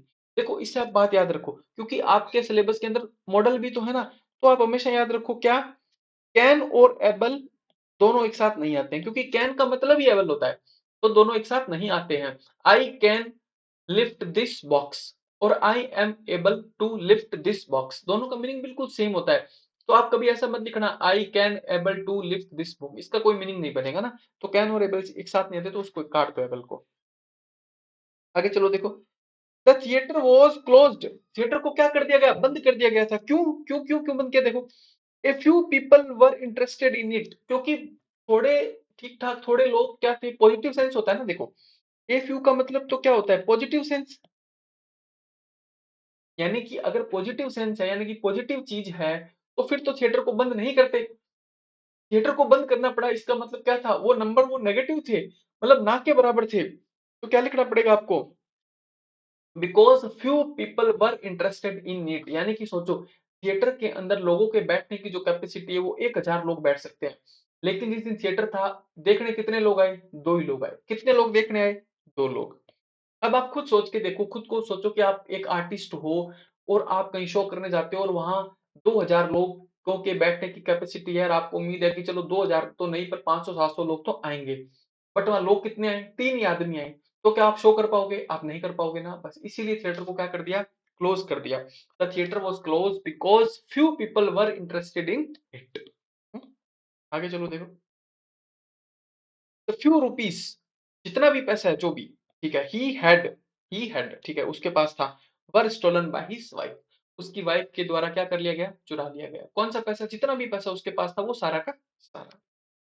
आगे चलो, आगे देखो, she has read a few books that's why she has no knowledge, उसको कोई भी नॉलेज नहीं है, इसका मतलब ऐसा है क्या कि उसने थोड़ी बहुत किताबें पढ़ी है, नहीं। अगर उसको बिल्कुल भी नॉलेज नहीं है ना, इसका मतलब ये है कि उसने न के बराबर किताबें पढ़ी है अपनी जिंदगी में, है ना। तो क्या लिखना पड़ेगा, he has red few books, है ना, उसने न के बराबर किताबें पढ़ी अपनी जिंदगी में, इसलिए उसको क्या है, that's why she has no knowledge, इसलिए उसको कोई भी नॉलेज नहीं है।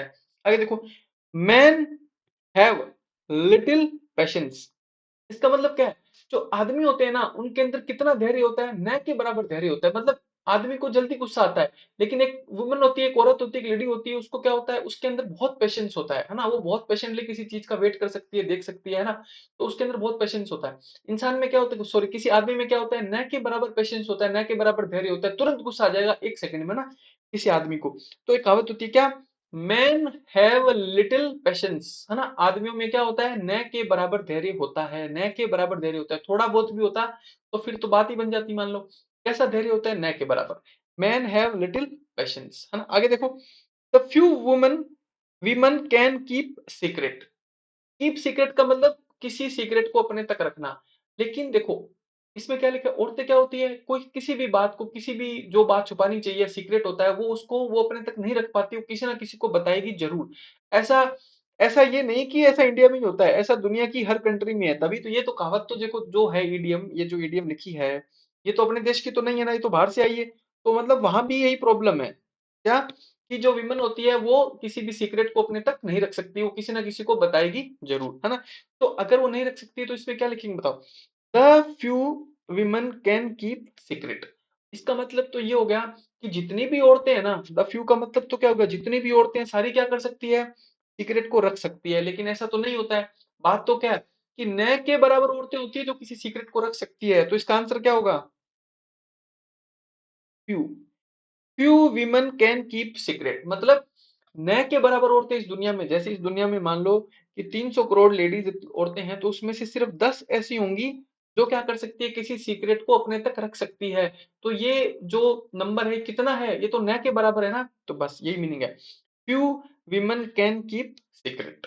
ठीक है, आगे चलते हैं, देखो ऐसा कुछ, ये कोई ऐसा नहीं है मेरा मानना है, बट अब जैसे सेंटेंस है वैसा ही अपने को चलना पड़ेगा। आगे देखो, he gave me the few money that he gave me the few money that he had का मतलब जो उसके पास था, that का मतलब ही जो है, जो उसके पास था वो सारा पैसा उसने मुझे दे दिया। तो ये सेंटेंस क्या है, सही है। चलो आगे, राधा सोल्ड दी लिटिल क्वेश्चंस, अब क्वेश्चन क्या होते हैं, पर्सन, क्वेश्चन तो 1 2 3 4 1 2 3 4 5 हम काउंटिंग कर सकते हैं ना। हमारे इंग्लिश में भी तो कितने क्वेश्चन आते हैं, 34 काउंटिंग कर सकते हैं। जिस चीज की काउंटिंग हो सकती है उसके साथ लिटिल नहीं आता है, उसके साथ क्या आता है, फ्यू आता है। तो लिटिल को तो काटो और यहाँ क्या लिखो, few. Radha solve the few questions that she was given. She was given का मतलब होता है जो उसको दिए गए थे उन सभी क्वेश्चंस को राधा ने सॉल्व कर दिया। आगे चलो। A little knowledge is dangerous, मतलब एक बात बताओ, आपने हिंदी में भी कहावत सुनी होगी कि अधचल गगरी छलकत जाए। मतलब क्या होता है उसका, अधचल मतलब आधी भरी हुई जो मटकी होती है वो ज्यादा आवाज करती है ना। बिल्कुल खाली होगी तो बिल्कुल आवाज नहीं करेगी वो, लेकिन बिल्कुल पूरी भरी होगी तो भी आवाज नहीं करेगी। बट अगर आपने उसको आधा या थोड़ा बहुत भर दिया तो क्या करेगी, ज्यादा आवाज करेगी चलते टाइम, है ना। इसका मतलब क्या होता है, देखो थोड़ा बहुत नॉलेज होता है ना वो खतरनाक होता है। आपको जितना नॉलेज चाहिए उतना पूरा का पूरा है तो वो खतरनाक नहीं है आपके लिए। या फिर आपको बिल्कुल भी नॉलेज नहीं है तो भी आपके लिए खतरनाक नहीं है। क्यों? क्योंकि एक बात बताओ, मान लो ये कोई कोई डेंजर चीज है, कोई खतरा है, कुछ और है, अगर आपको बिल्कुल नॉलेज नहीं है आप उसके हाथ भी नहीं लगाओगे। अगर आपको पूरा नॉलेज है तो आप उसको सही भी कर दोगे। बट जो थोड़ा बहुत ज्ञान होता है ना, आधा अधूरा ज्ञान, वो क्या होता है, वो बहुत खतरनाक होता है ना। तो देखो ऐसी इंग्लिश में कहावत होती है, जैसे हिंदी में अपने वैसे इंग्लिश में होती है। तो कहावत क्या होती है, ए लिटिल मतलब थोड़ा बहुत ज्ञान, ए लिटिल। अब यहाँ आप लिख दोगे ना लिटिल, तो उसका मतलब तो क्या हो जाएगा, ना के बराबर ज्ञान। ना के बराबर ज्ञान तो खतरनाक नहीं होता है। खतरनाक तो क्या होता है, थोड़ा बहुत ज्ञान। तो क्या लिखना पड़ेगा आपको, ए लिटिल, है ना, थोड़ा बहुत नॉलेज इज डेंजरस। थोड़ा बहुत नॉलेज वो क्या होता है, बहुत खतरनाक होता है। आगे चलो। फ्यू स्टूडेंट्स अटेंडेड दी सेमिनार, इसमें कुछ भी लिख दो दोनों सही है। सेमिनार अटेंड किया किसने, थोड़े बहुत लोगों ने, या फिर आप क्या बोल दो, ना के बराबर लोगों ने, बस सही है। आगे चलो। पे ए लिटिल अटेंशन, थोड़ा बहुत ध्यान दो। एक बात बताओ, जब आपको ऐसे बोलेगा कि ध्यान दो भैया, तो क्या चाहेगा वो आपसे कि थोड़ा बहुत तो ध्यान दो ना, जो हम आपको पढ़ा रहे हैं उस पे। ऐसे ऐसा थोड़ी, हम ऐसा थोड़ी चाहते हैं कि आप ना के बराबर ध्यान दो, है ना, ऐसा तो नहीं चाहेंगे। हम क्या चाहेंगे कि आप बहुत ज्यादा नहीं तो बट थोड़ा बहुत ध्यान तो दो चीजों पे। तो क्या बोला जाएगा, पे ए लिटिल अटेंशन। ऐसे नहीं बोलेंगे पे लिटिल अटेंशन, ऐसा नहीं कह सकते। उसका मतलब तो क्या होगा कि आप ना के बराबर ध्यान दो चीजों पे, वो तो नहीं सही है ना। आप थोड़ा बहुत ध्यान दो, तो क्या बोलेंगे, पे ए लिटिल अटेंशन, है ना। आगे, और पूरा ध्यान भी नहीं मांग सकते, ऐसा भी नहीं बोल सकते जितना ध्यान है सारा हम पे ही दो, है ना, ऐसा भी नहीं कह सकते। तो दा लिटिल भी नहीं हो सकता। क्या बोलना पड़ेगा, पे ए लिटिल अटेंशन, है ना। ये फिक्स सेंटेंस है, आप इनको 2 4 बार पढ़ो, ये आपको रट जाएंगे ऑटोमेटिक। आगे चलो देखो। A little patience is needed for success. Success का मतलब होता है सफलता। सफलता के लिए किस चीज की जरूरत होती है, थोड़ा बहुत धैर्य तो आप में होना चाहिए। मतलब मैं ऐसा नहीं कह रहा कि आप 20 साल तक आरएस की तैयारी करते रहो, है ना, 25 साल तक आरएस की तैयारी करते रहो, 15 साल तक आरएस की तैयारी करते रहो। इतना पेशेंस भी मत रखो। बट 2 3 साल का पेशेंस तो आप रखो, है ना। यानी कि थोड़ा बहुत धैर्य तो आप रखो, कोई बात नहीं, रिजल्ट नहीं आ रहा, आएगा, एक दिन आएगा, है ना। बट इतना भी धैर्य मत रखो, इतने भी धैर्यवान इंसान को नहीं होना चाहिए कि 20 साल से ही वो धैर्य रख रहा है और अपना वेट किए जा रहे हैं। 2 3 4 साल देखा, उसके बाद अपना जो हुआ ठीक है, वरना दुनिया में बहुत कुछ है और करने के लिए ना, कुछ भी कर सकते हैं। आजकल तो बहुत अपॉर्चुनिटी है ना। तो क्या लिखा देखो, a little patience is needed for success, यानी कि थोड़ा बहुत पेशेंस तो, थोड़ा बहुत धैर्य तो सफलता के लिए चाहिए। अगर ऐसा भी नहीं बोल सकते कि ना के बराबर धैर्य चाहिए, है ना। आपने आज तैयारी की, 10 दिन तैयारी की, आप कह रहे हो सर 10 दिन हो गए, रिजल्ट ही नहीं आ रहा। अब तो 10 दिन में भी तो नहीं आएगा ना। तो ना तो न के बराबर चाहिए और ना ही बहुत ज्यादा चाहिए, कितना चाहिए, थोड़ा बहुत, है ना। A little patience is needed for success, यानी कि थोड़ा बहुत धैर्य आपको किसके लिए चाहिए, सफलता के लिए चाहिए। आगे देखो। फ्यू पॉलिटिशियंस आर ऑनेस्ट, इसमें आपके अपने विचार है। फ्यू का मतलब क्या है कि ना के बराबर पॉलिटिशियन है इस दुनिया में जो क्या है, ईमानदार है। और ए फ्यू का मतलब क्या है, थोड़े बहुत पॉलिटिशियन ईमानदार हैं। तो आपका क्या सोचना है इसके बारे में बताओ, क्या थोड़े बहुत पॉलिटिशियन ईमानदार हैं या फिर ना के बराबर सभी बेईमान है। ऐसा नहीं है, देखो थोड़े बहुत ईमानदार हैं, है ना, थोड़े बहुत ईमानदार जरूर हैं तभी ये देश चल पा रहा है, वरना ये चलता ही नहीं। तो क्या होगा, a few politicians are honest. और हमें हमेशा क्या रहना चाहिए, पॉजिटिव तो रहना ही चाहिए, है ना। अगर हमें यही डिसाइड करना हो नेगेटिव या फिर पॉजिटिव, तो हमें पॉजिटिव चूज करना चाहिए, हमेशा पॉजिटिव की तरफ रहना चाहिए, है ना। तो a few politicians are honest. हम ऐसा भी नहीं कह सकते द फ्यू, यानी कि जितने पॉलिटिशियन है सारे ईमानदार हैं, ऐसा तो नहीं है यार, ऐसा तो नहीं हो सकता ना। तो हम क्या बोलेंगे, a few politicians are honest, है ना। आगे चलो देखो। आगे, Rohit has broken the few toys that he had मतलब जो उसके पास थे, रोहित ने वो सारे के सारे तोड़ दिए। तो क्या बोलेंगे इसको, the few. Rohit has broken the few toys that he had. आगे चलो. मनमोहन सिंह जो हमारे फॉर्मर प्राइम मिनिस्टर थे, है ना, मनमोहन सिंह हैड लिटिल या a little interest in politics. उनका पॉलिटिक्स में कैसा इंटरेस्ट था? ना के बराबर था उस इंसान का बेचारे का. क्या बोलेंगे? लिटिल, है ना. आगे चलो देखो. हाँ, ये क्वेश्चन आपके एग्जाम में आया था क्या? He was pained to realise. उसको रियलाइज करके ये बहुत दुख हुआ, उसको दुख पहुंचा किस बात का? That there was a little leisure left. अब देखो, ए लिटिल होगा, ए लिटिल का मतलब तो पॉजिटिव चीज है, मतलब थोड़ी बहुत मौज मस्ती तो अभी बाकी है ना. अगर थोड़ी बहुत बाकी होगी तो आपको दुख नहीं होगा. आपको दुख कब होगा? जब ना के बराबर बचाओ. जब आपको पता चले कि कुछ जैसे ऐसा हो गया कि अब तो बहुत ज्यादा दिन के मेहमान भी नहीं रहे, तो फिर आपको क्या होगा? बहुत दुख होगा, है ना. तो फिर क्या आएगा यहाँ पे? लिटिल. दुख किस बात का होता है? क्या अब तो ना के बराबर मौज मस्ती बची है ना. तो क्या लिखेंगे? Little leisure left. आगे देखो. Mister are K Dammani. Are K Dammani कौन है? राधा किशन दम्मानी. देखो, जो जयपुर में डी मार्ट है उसके मालिक हैं कौन? आर के दम्मानी, है ना. डी मार्ट का मतलब ही क्या है? दम्मानी मार्ट, है ना. Are K Dammani. तो R K Damani ji is a self made person. Self made person मतलब अपने आप बने हुए एक इंसान है ना, मतलब सब कुछ अपना अपने आप ही करते हैं. सो इसीलिए ही नीड्स, उनको जरूरत है असिस्टेंट. एक बात बताओ, जो इंसान सेल्फ मेड होगा उसको कितने असिस्टेंट की जरूरत होगी? ना के बराबर. क्यों? क्योंकि वो सेल्फ मेड आदमी है. तो उसको कितने असिस्टेंट चाहिए? उनको फ्यू. ए फ्यू नहीं होगा, है ना. ना के बराबर असिस्टेंट की जरूरत है. वो इंसान क्या है? सेल्फ मेड है ना. आगे चलो देखो. हो गया इतना? फ्यू और फ्यू सीखा. देखो इतना सिंपल है. क्या? फ्यू का यूज करते हैं काउंटेबल नाउन के साथ और लिटिल का यूज करते हैं अनकाउंटेबल नाउन के साथ. लिटिल, सिर्फ लिटिल लिखा है, उसके आगे कुछ नहीं लिखा है, इसका मतलब, उसका मतलब भी क्या है? कुछ नहीं, है ना के बराबर. अकेला फ्यू लिखा है, उसके आगे कुछ नहीं लिखा है, इसका मतलब क्या है? उसका मतलब ना के बराबर कुछ नहीं. अगर लिटिल लिखा है, उसके आगे छोटा सा ए जोड़ दिया, इसका मतलब क्वांटिटी थोड़ी सी है, मतलब थोड़ा सा कुछ है. फ्यू लिखा है, फ्यू के आगे छोटा सा ए जोड़ दिया, इसका मतलब थोड़ा सा कुछ है संख्या में, है ना. अब देखो, लिटिल लिखा है, उसका जितना बड़ा दा जुड़ दिया, इसका मतलब जितना है उतना सारा. क्यों लिखा है, उसका आगे इतना बड़ा दा जुड़ दिया, इसका मतलब जितना है उतना सारा. बस इसके बाद आप अब आगे से कभी नहीं भूलोगे. अब आगे देखते हैं. देखो आगे है मैनी और फिर मोर. आपको एक बात बताता हूँ. देखो, मैनी का मतलब होता है बहुत सारे, अनेक, है ना. मैनी का मतलब होता है बहुत सारे, अनेक. आप मेरी बात गौर से सुनना, आपको ये यही याद हो जाएगा हमेशा के लिए. आप बिल्कुल भी कभी नहीं भूलोगे इस बात को. अब मैं क्या कह रहा हूँ? देखो, अगर मैनी लिखा है, अगर सिर्फ अकेला मैनी लिखा है, तो इसके बाद जो भी नाउन लिखोगे वो प्लूरल आएगी. जैसे मैनी स्टूडेंट्स, है ना. क्या लिखोगे? Many students, many players, many countries. कुछ भी लिखोगे क्या लिखना पड़ेगा? प्लूरल. लेकिन देखो आपको एक बात बताता हूँ. क्या? ये आपने मैनी लिखा, मैनी के बाद अगर आपने ए लिख दिया, मैनी के बाद आपने क्या लिख दिया? ए.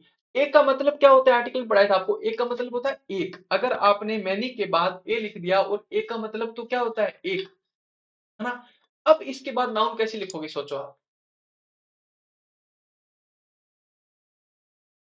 अब इसके बाद नाउन लिखनी पड़ेगी आपको सिंगुलर. कैसे लिखनी पड़ेगी? सिंगुलर. क्यों लिखनी पड़ेगी? क्योंकि आपने ए लिख दिया.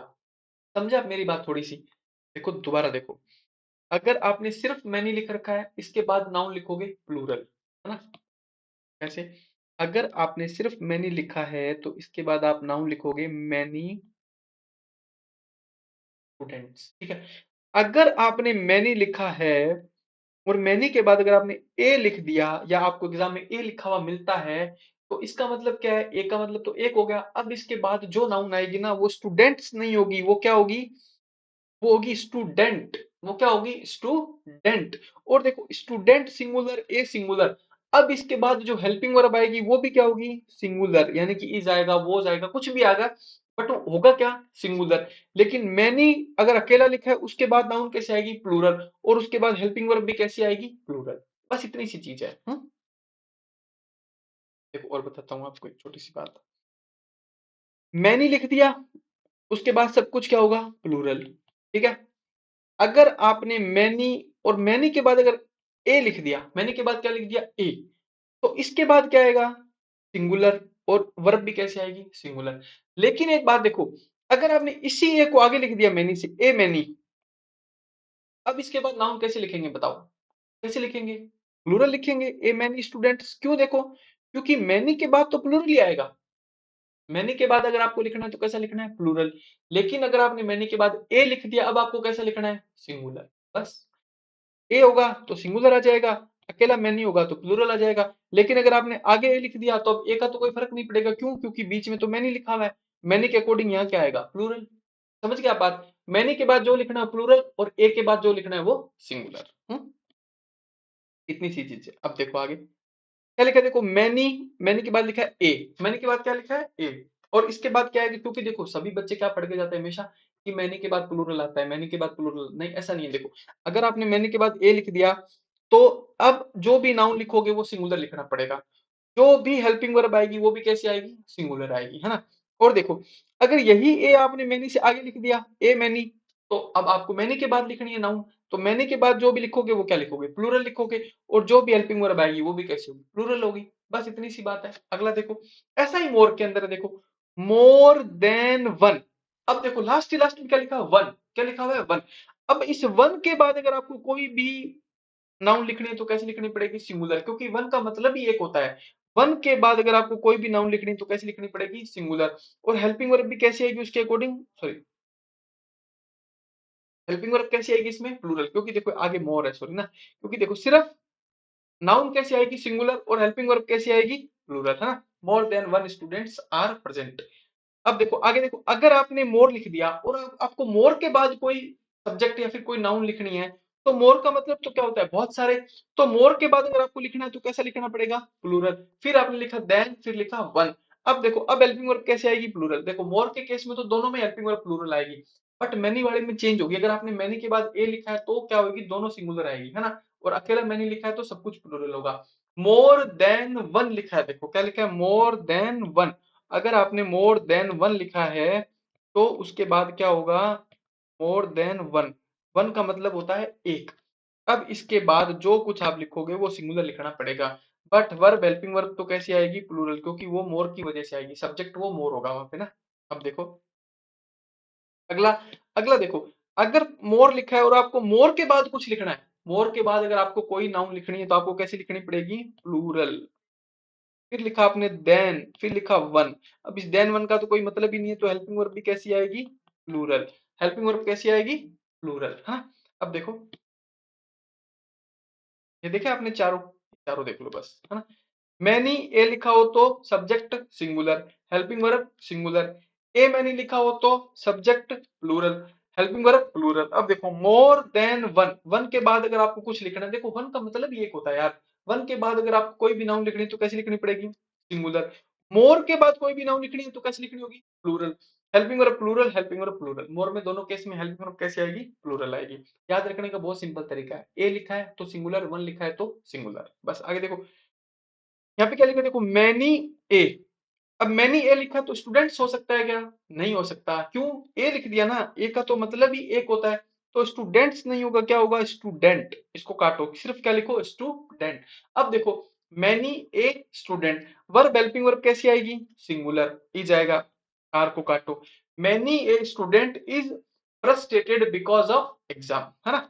आगे देखो, मोर, ठीक है, देन, ठीक है, वन। अब देखो क्या लिखा है? मोर देन वन। अब वन के बाद आपको कुछ लिखना है। अब क्या लिखोगे? मोर देन वन रूम्स लिखोगे या रूम लिखोगे? वन के बाद क्या आएगा? वन का मतलब तो एक होता है। एक के बाद रूम्स नहीं आएगा, क्या आएगा? रूम। मोर देन वन रूम, है ना। अब देखो मोर देन वन रूम, एक रूम से ज्यादा, क्या कहना चाह रहा है? देखो इसको थोड़ा समझ के देखो, आप आपको याद नहीं करना पड़ेगा। मोर देन वन रूम, एक रूम से ज्यादा रूम क्या है? खाली है। तो यहाँ पे क्या आएगा? आर आएगा। इसको इसको काटो, देखो क्या लिखा है? मोर देन वन रूम, एक रूम से ज्यादा।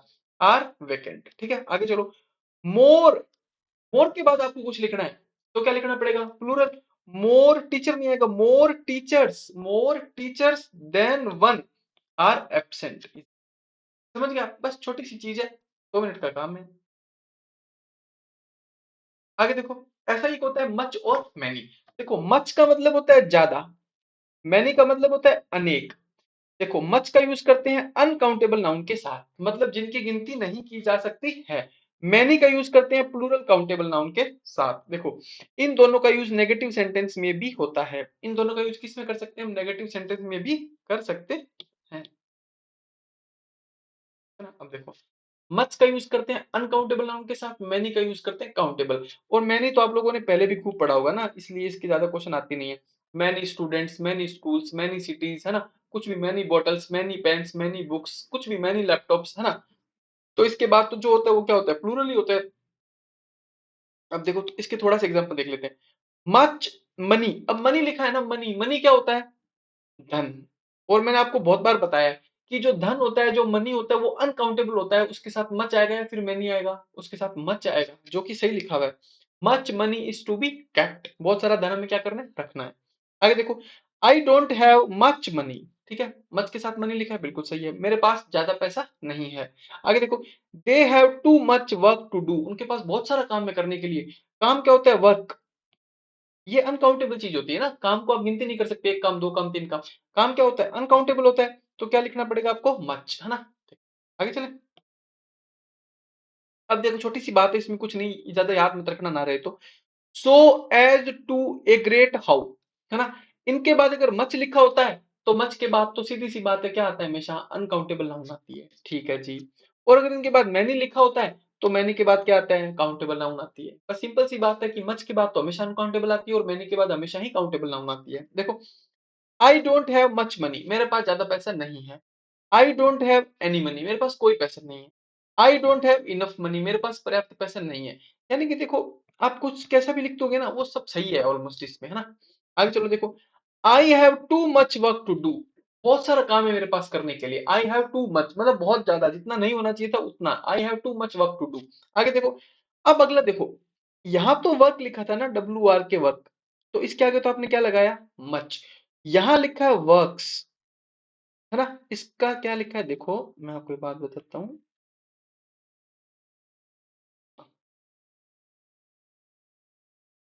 यहाँ पे लिखा है वर्क्स, है ना। देखो, ये जो यहाँ लिखा है ना वर्क्स, और ये इसके पीछे क्या लिखा है, देखो, रीड।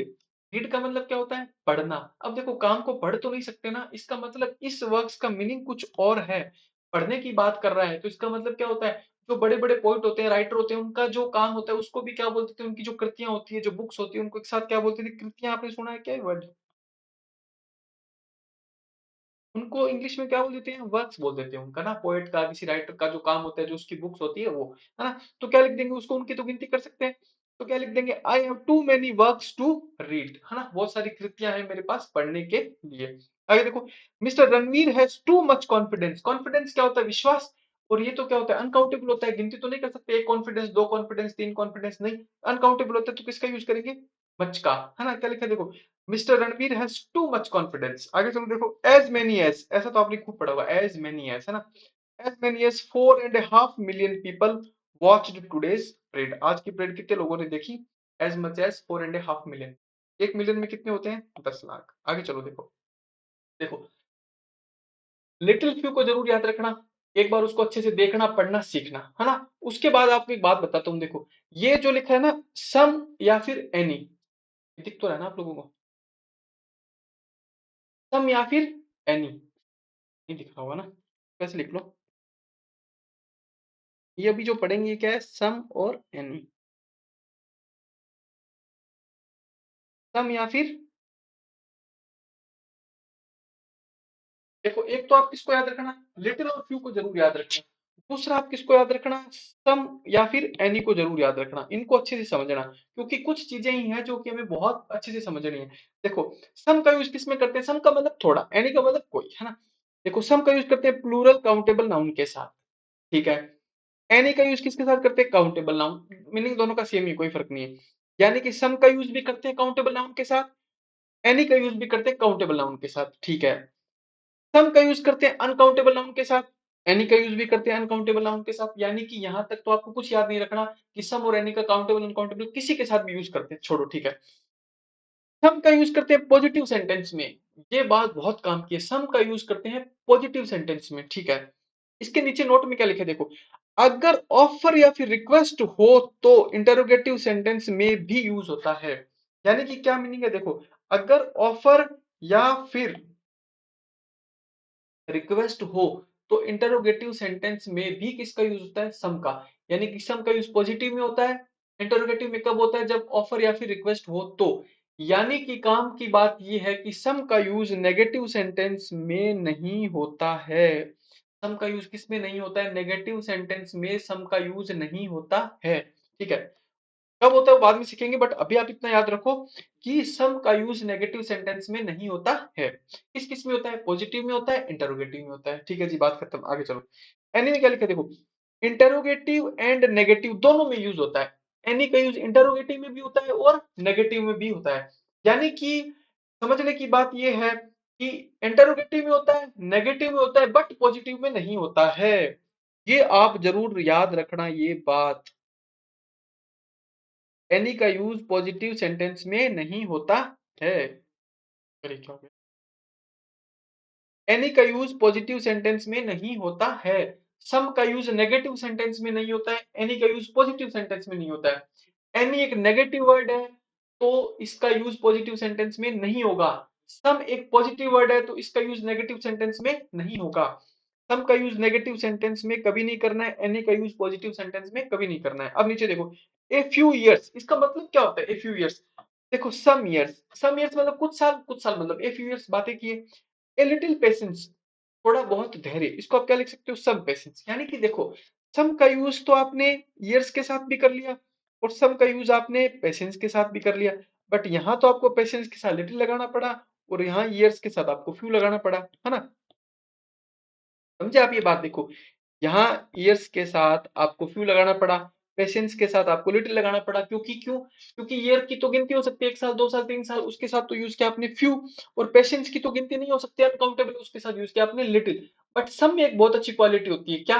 किसको आप काउंटेबल अनकाउंटेबल किसी के साथ यूज करो, कोई फर्क नहीं पड़ेगा, दोनों सही है, सम ईयर्स सम पेशेंस, है ना? अब इधर देखो क्या लिखा है, हार्डली। हार्डली एक नेगेटिव वर्ड होता है, हमेशा याद रखना, हार्डली क्या होता है? नेगेटिव वर्ड होता है। हार्ड एक पॉजिटिव वर्ड होता है, हार्ड का मतलब बहुत मेहनत की उसने, है ना? हार्डली बहुत नेगेटिव वर्ड होता है, हार्डली मतलब न के बराबर। ठीक है, आगे चलो देखो, हार्डली, स्कैर्सली, स्कैर्सली भी नेगेटिव वर्ड होता है, नई ना ही मीनिंग होता है उसका। नॉट, नॉट तो नेगेटिव वर्ड है ही। नेवर, कभी नहीं, नेगेटिव वर्ड है। शेल्डम, बहुत कम, ना के बराबर, ये भी नेगेटिव वर्ड है। बेयरली, रेयरली, सभी नेगेटिव वर्ड होते हैं। और जो वर्ड नेगेटिव होते हैं और इन वर्ड, ये वर्ड जिस सेंटेंस में लिखे होते हैं वो सेंटेंस भी कैसा होता है? नेगेटिव होता है। और नेगेटिव सेंटेंस के अंदर कभी भी सम का यूज नहीं करना है। नेगेटिव सेंटेंस के अंदर हमेशा किसका यूज करना है? एनी का, है ना? देखो, एनी का यूज नेगेटिव और इंटरोगेटिव सेंटेंस में करेंगे, एनी का यूज कभी भी पॉजिटिव सेंटेंस में नहीं करेंगे। सम का यूज कभी भी नेगेटिव सेंटेंस में नहीं करेंगे, बस इतनी सी बात याद रखना, बाकी तो ऐसे ही लिखा है। सम का यूज नेगेटिव सेंटेंस में नहीं करना है, एनी का यूज पॉजिटिव सेंटेंस में नहीं करना है। बस इतने काम की बात आप याद रखना। सम और एनी को जरूर याद रखना, इसका क्वेश्चन पक्का पक्का पक्का आएगा, है ना? आगे देखो, एक छोटी सी एडिशनल इंफॉर्मेशन है वो देख लो, क्या? जब सेंटेंस इंटरोगेटिव और नेगेटिव दोनों हो, जब सेंटेंस इंटरोगेटिव भी है, नेगेटिव भी है, तो सम का ही यूज करना है, तो सम का यूज कर सकते हो आप उस कंडीशन में। किस कंडीशन में? जब सेंटेंस इंटरोगेटिव नेगेटिव दोनों है, यानी कि दोनों क्वालिटी आ गई, तो अब सम बड़ा है ना, तो उसका यूज करो बस। आगे देखो, can you not study day and night for some time, है ना? Can you not study day and night for some time. आगे देखो, ये इंटरोगेटिव भी है, नेगेटिव भी है, किसका यूज कर दिया? सम का। Did Indian not get some money from the World Bank, क्या भारतीयों को वर्ल्ड बैंक से कुछ पैसा नहीं मिला, है ना? तो सेंटेंस कैसे? इंटरोगेटिव भी और नेगेटिव है, किसका यूज कर दिया? सम का। अब इसके नीचे एक बात लिखी देखो, अब ये बात बताता हूँ, देखो, एनी का यूज किस सेंटेंस में करना है? नेगेटिव सेंटेंस में करना है। एनी का यूज किस सेंटेंस में करना है? नेगेटिव सेंटेंस में करना है ना? लेकिन देखो, कभी भी, लेकिन कभी भी नो और एनी का यूज आप एक साथ नहीं कर सकते। देखो, आप इसको गौर से पढ़ना है, मैंने नो लिखा है, नो कि एन ओ नो, नॉट नहीं लिखा है। नोट वाले सेंटेंस में तो एनी का यूज जरूर होता है, नोट वाले सेंटेंस में एनी का यूज जरूर होता है, लेकिन नो के साथ एनी का यूज नहीं होता है ना? नो के साथ एनी का यूज नहीं होता है, नोट के साथ एनी का यूज जरूर होता है। थोड़ा सा ध्यान रखना, देखो, है ना? ये नो लिखा है यहाँ पे, मैंने नोट नहीं लिखा है, आप इसको गौर से पढ़ना बस। चले आगे, अब इसकी एक्सरसाइज करते हैं, देखो क्या लिखा है, आई हैव सम फ्रेंड्स, है ना? Hello hello hello hello, I have some friends, sentence कैसा है? पॉजिटिव है, पॉजिटिव सेंटेंस में किसका यूज करते हैं? सम का, बिल्कुल सही लिखा है, आई हैव सम फ्रेंड्स, मेरे कुछ दोस्त हैं, ठीक है जी। I don't have, don't, do not, कैसा सेंटेंस है? नेगेटिव। मैंने आपको एक बात बताई थी, नेगेटिव सेंटेंस में सम का यूज नहीं करना है। किसका यूज करेंगे? एनी का। लिखो, आई डोंट हैव एनी फ्रेंड, है ना, मेरा कोई दोस्त नहीं है। ठीक है जी, आगे चलो। He did not take some book from the box, sentence कैसा है? पढ़ो, नेगेटिव है। मैंने आपको बात बताई थी, नेगेटिव सेंटेंस में कभी भी सम का यूज नहीं करना है। नेगेटिव सेंटेंस में हमेशा कौन आएगा? एनी। पॉजिटिव सेंटेंस में हमेशा कौन आएगा? सम। बस काटो सम को, यहां लिखो एनी, है ना। यानी कि नेगेटिव सेंटेंस में हमेशा एनी का यूज करना है, पॉजिटिव सेंटेंस में हमेशा सम का यूज करना है। आगे चलो। दे हैव नॉट, नॉट आ गया ना, नॉट आते ही सम नहीं आ सकता है, कौन आएगा? Any. They have not get any confidence, they have not, अब यहाँ पे गेट नहीं आएगा, सॉरी, गोट आएगा, ये वर्ब गलत लिख दी। They have not got any confidence. आगे चलो। देयर इज, सेंटेंस कैसा है? पॉजिटिव नेगेटिव बताओ? पॉजिटिव। पॉजिटिव है तो कौन आएगा? सम। ठीक है, लिख दो, there is some water in the jar. आगे चलो। देयर इज नॉट, नॉट आते ही सेंटेंस कैसा हो गया? नेगेटिव। नेगेटिव है तो कौन आएगा? Any. There is not any sugar in the jar, है ना। शुगर अनकाउंटेबल नाउन होती है, बट एनी का यूज हम काउंटेबल अनकाउंटेबल दोनों के साथ करते हैं। सम का यूज काउंटेबल अनकाउंटेबल दोनों के साथ करते हैं। तो ये तो कोई सीखने वाली बात ही नहीं, इसको तो भूल जाओ। बस बात इतनी याद रखो, पॉजिटिव सेंटेंस में सम लिखना है, नेगेटिव सेंटेंस में एनी लिखना है। इंटरोगेटिव सेंटेंस में दोनों आ सकते हैं, बट अगर सेंटेंस के अंदर रिक्वेस्ट या फिर ऑफर होगा, क्या होगा? रिक्वेस्ट या फिर ऑफर होगा तो सम आएगा, वरना एनी आएगा। बस आगे चलो। डिड यू टेक कॉफी, अब ये देखो, ये सेंटेंस इंटरोगेटिव है। इंटरोगेटिव में दोनों आ सकते हैं ना, सम भी आ सकता है, नहीं भी आ सकता है। अब इसमें आपको ये देखना पड़ेगा कि ये रिक्वेस्ट या ऑफर तो नहीं है ना। डिड यू टेक, ये तो क्या, ये तो पास्ट का सेंटेंस है, तो ये तो कोई रिक्वेस्ट नहीं है, ये तो कोई ऑफर नहीं है, तो क्या लिखोगे आप? Any. Did you take any coffee, है ना। अब देखो अगला sentence, will you take, will you take का मतलब क्या आप कॉफी लोगे? तो ये तो क्या हो गई? ये तो ऑफर हो गया। आप इसको ऑफर कर रहे हो कि क्या आप कॉफी लोगे, तो इसके अंदर क्या आएगा? सम आएगा। Will you take some coffee. देखो, बहुत छोटी सी सीखने की चीज है, मैं आपको बता दूं। सम का यूज हमेशा पॉजिटिव सेंटेंस में करना है, बाकी सब भूल जाओ आप, काउंटेबल अनकाउंटेबल सब भूल जाओ, उनको छोड़ दो। सिर्फ इतना याद रखो, सम का यूज करना है पॉजिटिव सेंटेंस में, एनी का यूज करना है नेगेटिव सेंटेंस में। सबसे पहली बात तो ये हो गई, ठीक है, समझ गए। उसके बाद बच गए इंटरोगेटिव सेंटेंस। एनी का यूज भी कर सकते हो, सम का यूज भी कर सकते हो, लेकिन देखो अगर ऑफर या फिर रिक्वेस्ट होगी तो सम का यूज करना है, वरना एनी का यूज करना है, बस खत्म। आगे चलो, देखो, is there water in the जग, अब देखो ये पूछ रहा है क्या जग में पानी है, ये कोई ऑफर या फिर रिक्वेस्ट नहीं है, समझ गया। ये कोई ऑफर रिक्वेस्ट नहीं है, तो पूछ रहा है कि क्या पानी में, क्या जग में पानी है। तो ये क्या हो गया? ये इंटरोगेटिव सेंटेंस है, बट ऑफर या रिक्वेस्ट नहीं है। तो इस कंडीशन में हम क्या करेंगे? एनी लिखेंगे।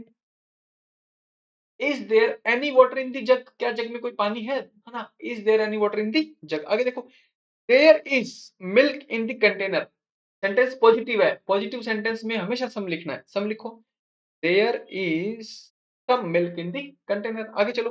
There is hardly, hardly negative word होता है, नेगेटिव वर्ड आते ही किसका यूज करना है? एनी का। There is hardly any ink in the pen. आगे चलो। डिड यू फेस, ये पूछ रहा है आपसे, क्या did you face difficulty in completing your course, क्या कोर्स को कंप्लीट करने में आपको कोई डिफिकल्टी हुई थी। ये कोई ऑफर नहीं है, कोई रिक्वेस्ट नहीं है, सिर्फ एक सवाल है जो आपसे पूछा जा रहा है। तो इस कंडीशन में क्या लिखोगे आप? Any. Did you face any difficulty in completing your course, बस। अगर ऑफर या रिक्वेस्ट होती तो सब लिख देते। आगे चलो। ही नेवर, नेगेटिव सेंटेंस है, आस्क फॉर सम नहीं आएगा, नेगेटिव सेंटेंस है ना, नेवर लिखा है, तो क्या लिखना पड़ेगा? He never ask for any money. बहुत सिंपल है। सम का यूज करना है पॉजिटिव सेंटेंस में, एनी का यूज करना है नेगेटिव में। यानी कि एनी का यूज पॉजिटिव में नहीं कर सकते, सम का यूज नेगेटिव में नहीं कर सकते, खत्म बात। तीसरे टाइप का सेंटेंस होता है इंटरोगेटिव। एनी का यूज इंटरोगेटिव में कर सकते हो, सम का भी कर सकते हो, बट सम का यूज उन्हीं इंटरोगेटिव सेंटेंस में कर सकते हो जिनके अंदर क्या होता है? कोई ऑफर या फिर रिक्वेस्ट होती है। बाकी इंटरोगेटिव में किसका यूज करना है? एनी का यूज करना है, बस। आगे चलो। देयर इज, सेंटेंस पॉजिटिव है, ठीक है। Some milk in the fridge, ठीक है, सेंटेंस पॉजिटिव और सम लिखा है, बिल्कुल सही है। There is some milk in the fridge. आगे चलो।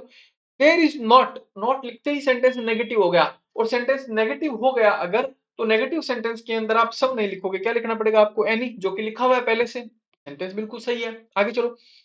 इज देयर, इज लिखते ही आपसे सवाल पूछ रहा है, बस इतना सा चेक करो कोई ऑफर या रिक्वेस्ट तो नहीं है ना, क्योंकि ऑफर या रिक्वेस्ट हम करते हैं तो उसमें कुछ मतलब उसको देना चाहते हैं, है ना। Will you take some coffee, क्या आप थोड़ी कॉफी लोगे, एनी थोड़ी बोलेंगे हम कि मतलब ना के बराबर ऐसे, सम मतलब थोड़ा बहुत ना ऐसे। तो ये कोई ऑफर या रिक्वेस्ट तो नहीं कर रहा है। Is there any milk in the fridge, क्या जग में, क्या फ्रिज में कोई दूध है, ये तो एक सवाल पूछ रहा है ना कि कोई ऑफर या रिक्वेस्ट है। Is there any milk in the fridge, आगे देखो, can you give me any some food, ये तो रिक्वेस्ट है कि क्या आप मुझे थोड़ा बहुत भोजन दे सकते हो, तो क्या लिखेंगे, एनी सम, दोनों को काटो, सिर्फ सम लिखो। अच्छा सॉरी, एक minute,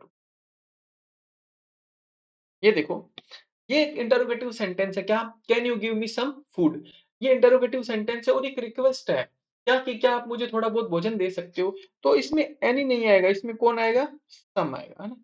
can you give me some food, क्या आप मुझे थोड़ा खाना दे सकते हो, बस।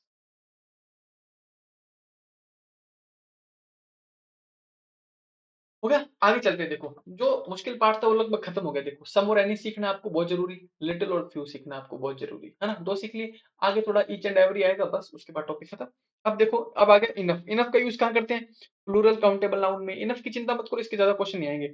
अनकाउंटेबल में, यानी कि काउंटेबल अनकाउंटेबल कुछ भी हो, पॉजिटिव सेंटेंस नेगेटिव सेंटेंस कैसा भी हो, इनफ का यूज होता है, बस।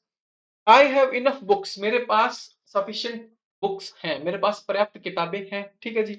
आगे चलो, there is enough food for everyone, सभी के लिए पर्याप्त भोजन है इस दुनिया में, भगवान ने दिया है, सभी के लिए पर्याप्त भोजन है ना। आगे चलो, वी हैव इनफ रूम, हमारे पास पूरी पूरी जगह है, पर्याप्त जगह है, किसके लिए, टू अकोमोडेट 1000 स्टूडेंट्स, 1000 बच्चों को अकोमोडेट करने के लिए हमारे पास पर्याप्त रूम है।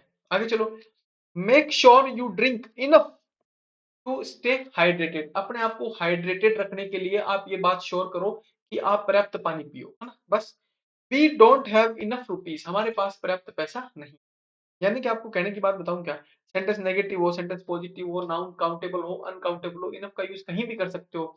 और जो ऐसी चीजें होती है ना जिनका यूज कहीं भी कैसे भी कर सकते हैं, तो उनके ऊपर कोई एरर बनती नहीं है, तो इनफ का क्वेश्चन आने की ज्यादा पॉसिबिलिटी है नहीं। लेकिन लिटिल की, फ्यू की, सम की, एनी की बहुत ज्यादा पॉसिबिलिटी कि इनमें से क्वेश्चन आएगा। आगे चलो देखो,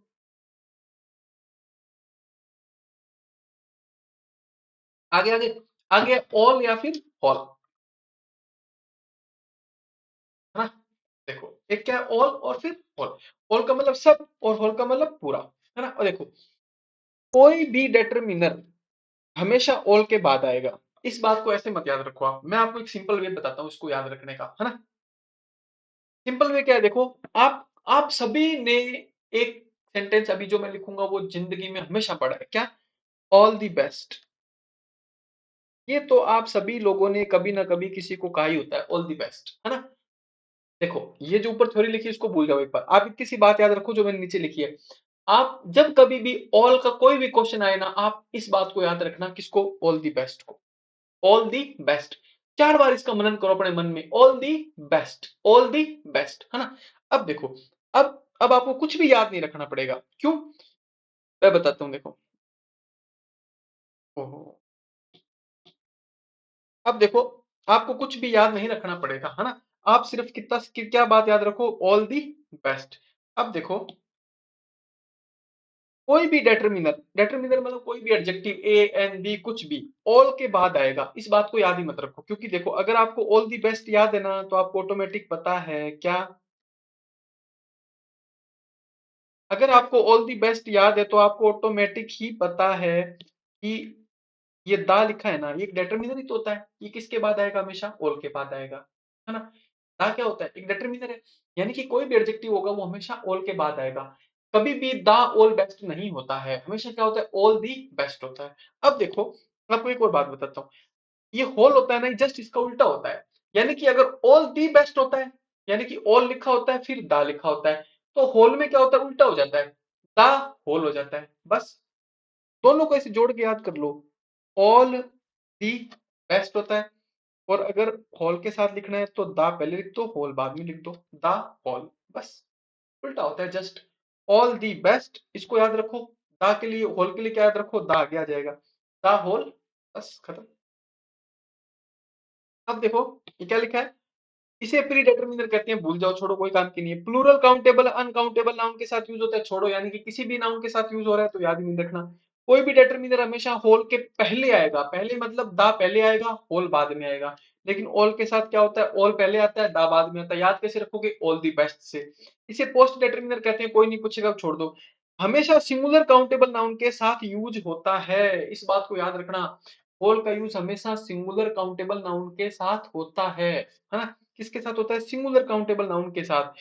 ऑल का यूज काउंटेबल अनकाउंटेबल दोनों के साथ यूज होता है ना। बस इतनी सी बात याद रखना, क्या कि होल के बाद हमेशा सिंगुलर काउंटेबल नाउन, क्योंकि होल का मतलब पूरा होता है। पूरा क्या होती है, कोई एक चीज पूरी होती है, उसके बाद हमेशा आएगी सिंगुलर काउंटेबल नाउन। ऑल के बाद काउंटेबल अनकाउंटेबल कुछ भी आ सकता है, कोई फर्क नहीं पड़ेगा। कोई भी डिटर्मिनर ए एंड दी हमेशा कहाँ आएगा, ऑल के तो बाद आएगा, होल के पहले आएगा। याद कैसे रखोगे, ऑल दी बेस्ट, बस। अगर आपको ऑल दी बेस्ट याद रह गया ना, तो आपको सब कुछ याद रहेगा, ऑल दी बेस्ट। अब ऑल दी पीपल, अब कहीं ऐसा लिखा हो दी ऑल पीपल, अब यार आप इसको ना पहचान पाओ तो आपकी गलती है, क्योंकि आपको याद होना चाहिए ऑल दी बेस्ट। तो ऑल दी बेस्ट होता है तो ऑल पहले आता है और दा बाद में आता है, तो ये तो गलत लिख दिया। यानी क्या लिखना पड़ेगा, ऑल दी पीपल, बस। अब देखो, ऑल माई फ्रेंड्स, यानी कि सबसे आगे रहेगा ऑल, उसके बाद आपको कुछ भी लिखना है तो उसके बाद लिखना है। माई फ्रेंड लिखो, दा फ्रेंड लिखो, ए फ्रेंड लिखो, कुछ भी लिखो, वो लिखना है उसके बाद, ये ऑल माई फ्रेंड्स, है ना। देखो आगे चलो, और वैसे भी देखो, ऑल में ए आता है ना, ए सबसे आगे रहता है, यानी कि ऑल सबसे आगे रहेगा हमेशा, उसके बाद ही चीजें आएंगी। आगे चलो देखो, she lived in the same house all her life, क्या होगा बताओ। अगर यहाँ ऑल होता, देखो यहाँ क्या करना पड़ेगा, ऑल हर लाइफ। क्यों, देखो क्योंकि ये हर लिखा है ना, ये बाद में लिखा है। माई, हर, दा, ए, एन, कुछ भी हो, वो बाद में लिखा है, तो यहाँ कौन आएगा, ऑल। ऑल लाइफ मतलब पूरी जिंदगी। She lived in the same house all her life. या फिर क्या लिख सकते हो आप इसको, हर होल लाइफ। हर फिर आगे लिखो, पीछे क्या लिखो, होल लाइफ। यार चल नहीं रही पेंसिल, हर होल लाइफ, है ना। कुछ भी कर लो अपने हिसाब से, वो कोई फर्क नहीं पड़ेगा, बट ऐसे लिखना है आपको। अगला देखो, माई ऑल फ्रेंड्स हो सकता है क्या, नहीं हो सकता, क्या होगा, ऑल हमेशा आगे आएगा सबसे। ऑल माई फ्रेंड्स, क्या लिखना पड़ेगा आपको, ऑल माई फ्रेंड्स। आगे चलो, all my friends are preparing for RS exam. आगे चलो देखो, होल द टाउन, नहीं, अगर ऑल होता ना तो दा बाद में लगाते आप, लेकिन यहाँ तो होल लिखा है। होल लिखा है तो क्या लिखना पड़ेगा, दा पहले लिखना पड़ेगा। द होल टाउन, इस दा को यहां से हटाना पड़ेगा, तो आगे लिखना पड़ेगा, the whole town burn down in a big fire in 2022। आगे देखो, ऑल माई फैमिली, सही लिखा है क्या, सही लिखा है। ऑल तो सबसे आगे आता है, और वो तो लिखा हुआ है आगे सबसे, सही है, चलो आगे। माई होल फैमिली, ये सही लिखा है क्या, बिल्कुल सही लिखा है, क्योंकि होल तो सेकंड नंबर पर आता है, इसके आगे कोई ना कोई चाहिए अपने को, हाँ, क्योंकि ये तो ऑल का उल्टा होता है, ऑल आगे होता है, होल पीछे होता है, बस। My whole family lives abroad. आगे देखो, she was given all, all सबसे आगे आता है, लिखा है क्या, सही है, ऑल दी बिस्किट्स, बिल्कुल ठीक है जी। आगे चलो, she was given the whole, whole से आगे आता है the whole loaf of bread, बिल्कुल सही लिखा है। चलो आगे, बस।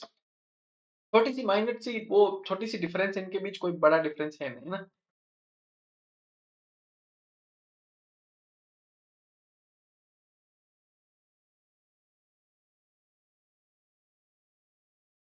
अब देखो, थोड़ा सा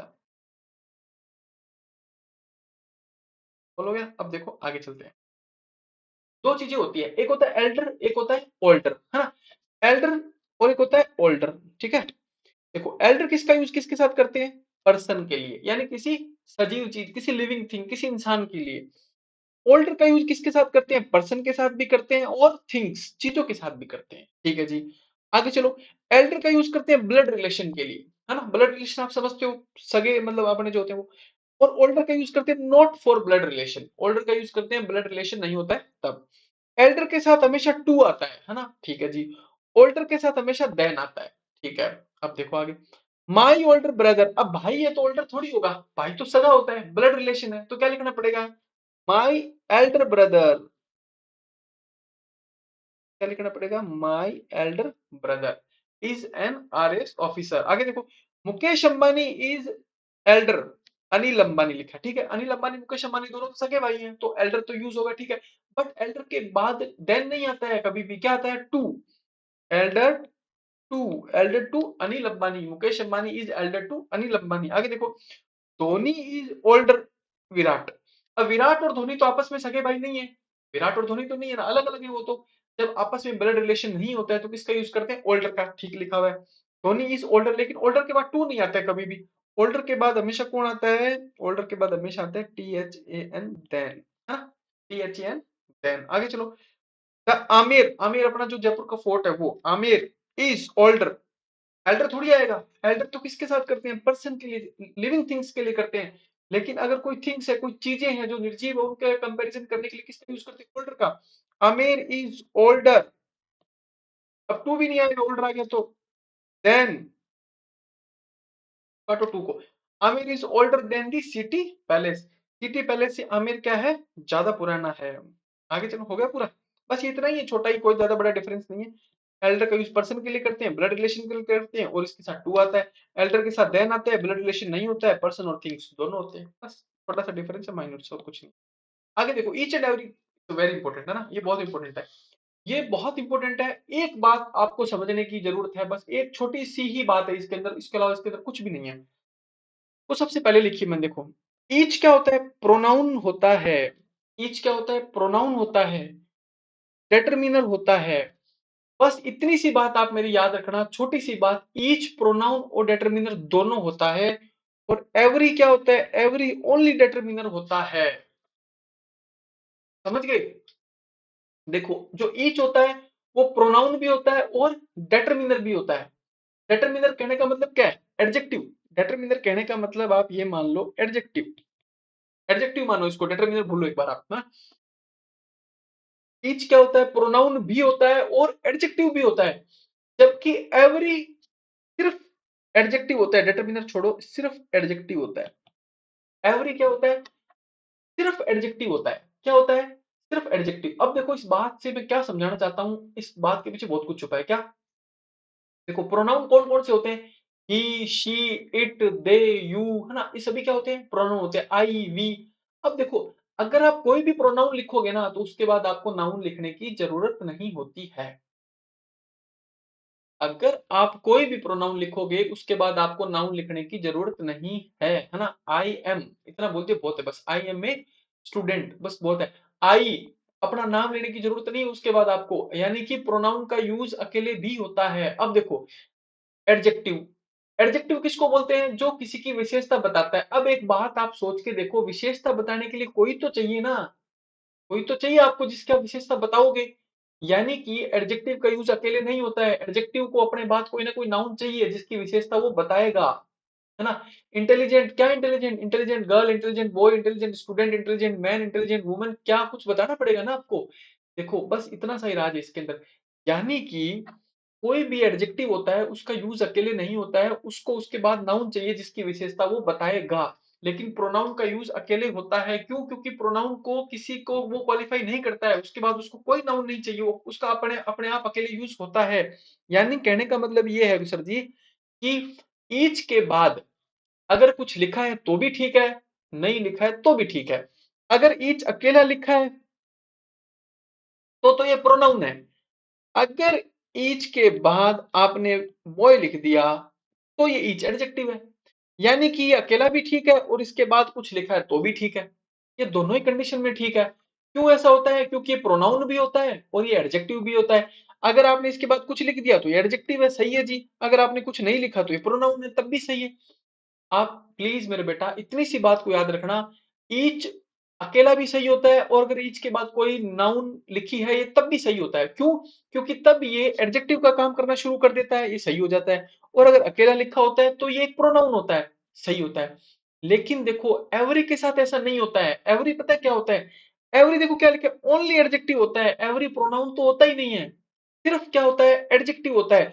यानी इसके बाद नाउन का आना जरूरी होता है। देखो, ईच की तरह आप एवरी को नहीं लिख सकते हो, एवरी अकेला लिख दिया तो ये सही नहीं है, ये गलत है। एवरी के बाद आपको कुछ ना कुछ लिखना पड़ेगा। एवरी बॉय सही है क्योंकि आपको कुछ ना कुछ लिखना पड़ेगा, बट अकेला एवरी गलत होता है। एवरी के बाद वन लिख दो सही हो जाएगा, बट अकेला एवरी गलत होता है। लेकिन ईच के बाद वन लिखो तब भी ठीक है, ईच अकेला लिखो तब भी ठीक है। समझे आप इतनी सी बात? बस इसी के ऊपर ही क्वेश्चन आते हैं आपके सारे। इतनी सी बात आप सीख जाओ कि ईच अगर अकेला लिखा है तो भी ठीक है, ईच के बाद कुछ लिखा है तो भी ठीक है, लेकिन एवरी अकेला नहीं आ सकता है। एवरी को अपने बाद कोई ना कोई चाहिए चाहिए उसको, उसके बाद कोई ना कोई नाउन नाउन का आना जरूरी होता है। ठीक है, इतनी सी बात याद रखना बस आप। अरे यार ये क्या हो गया,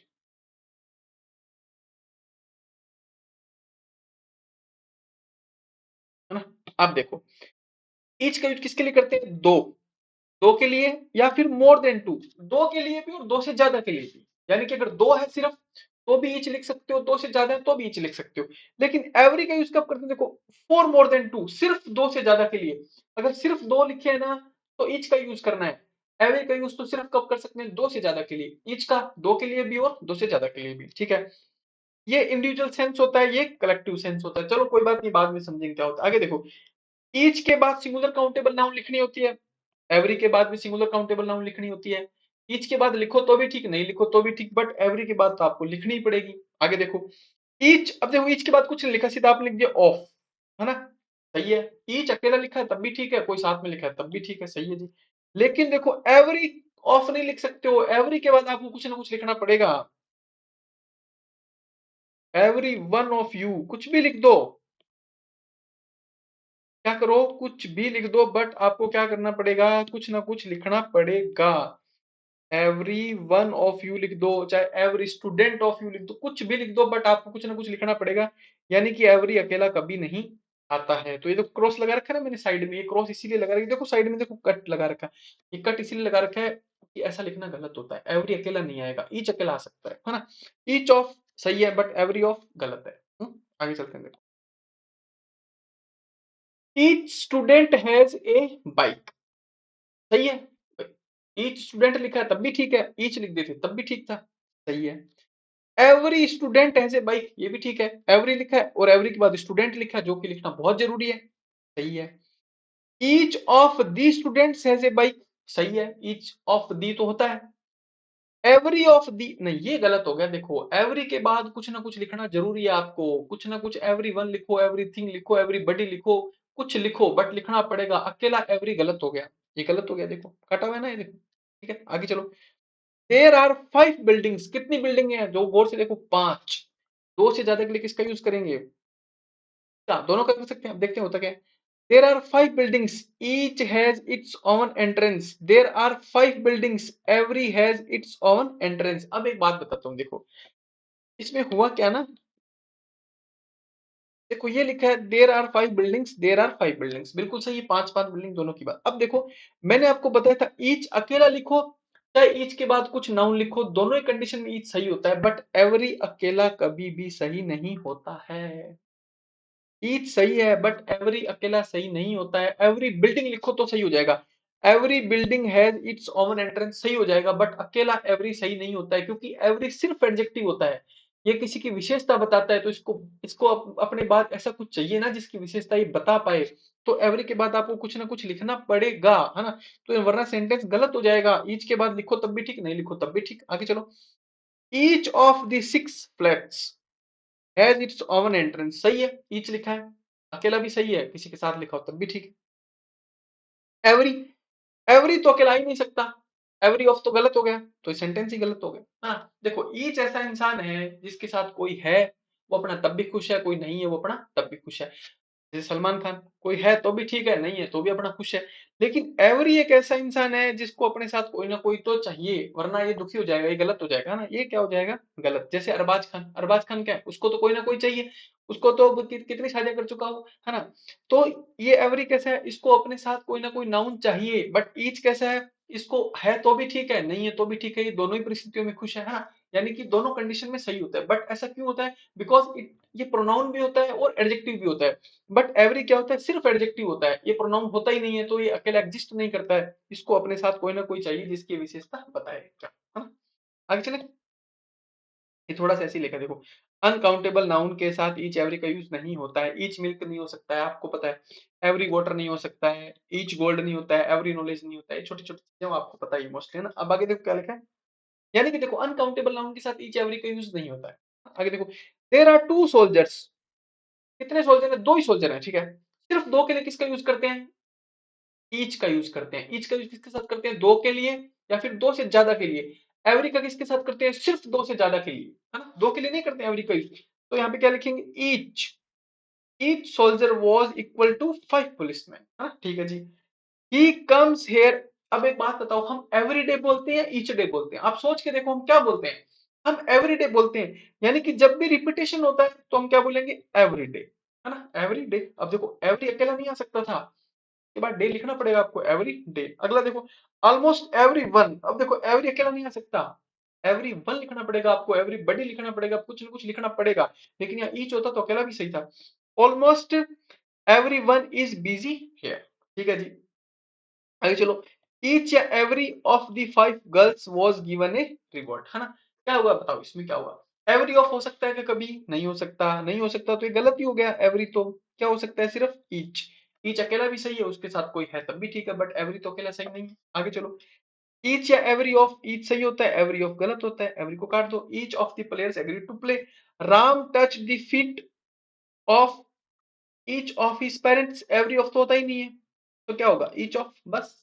चलो आगे, एवरी ऑफ होता ही नहीं है, क्योंकि देखो एवरी अकेले एग्जिस्ट ही नहीं करते। आगे देखो, ये छोटी सी चीज है, इसको देख लो। Nearly, almost, about, practically, without exception, इन सभी के साथ एवरी का यूज करते हैं, न कि ईच का। ये लगभग क्या होता है? नियरली, ऑलमोस्ट, अबाउट, इन तीन को याद रख लो आप, ऑलमोस्ट को, अबाउट को, नियरली को, है ना। इनके साथ किसका यूज करते हैं? एवरी का करते हैं, ईच का नहीं करते हैं। Vivek has read almost every book, but ऐसा भी नहीं है कि उसके बाद कोई नाउन नहीं आएगा, नाउन तो लिखना जरूरी है। Vivek has read almost every book, book लिखा है ना, देखो जैसे एवरी के बाद, है ना, ठीक है। एवरी बुक ही हैड, वो लगभग हर किताब पढ़ चुका जो उसके पास थी। ऑलमोस्ट एवरीवन, एवरीवन लिखा है देखो, is busy in this world, लगभग हर इंसान इस दुनिया में क्या है? बिजी है ना, बस। आगे चलो, हो गया। अब ये देखो, एक होता है LATER लेटर, एक होता है LATTER लेटर, है ना। इस लेटर का तो मतलब होता है एक टी वाले का तो बाद में, और दो टी वाले का मतलब होता है बाद वाला।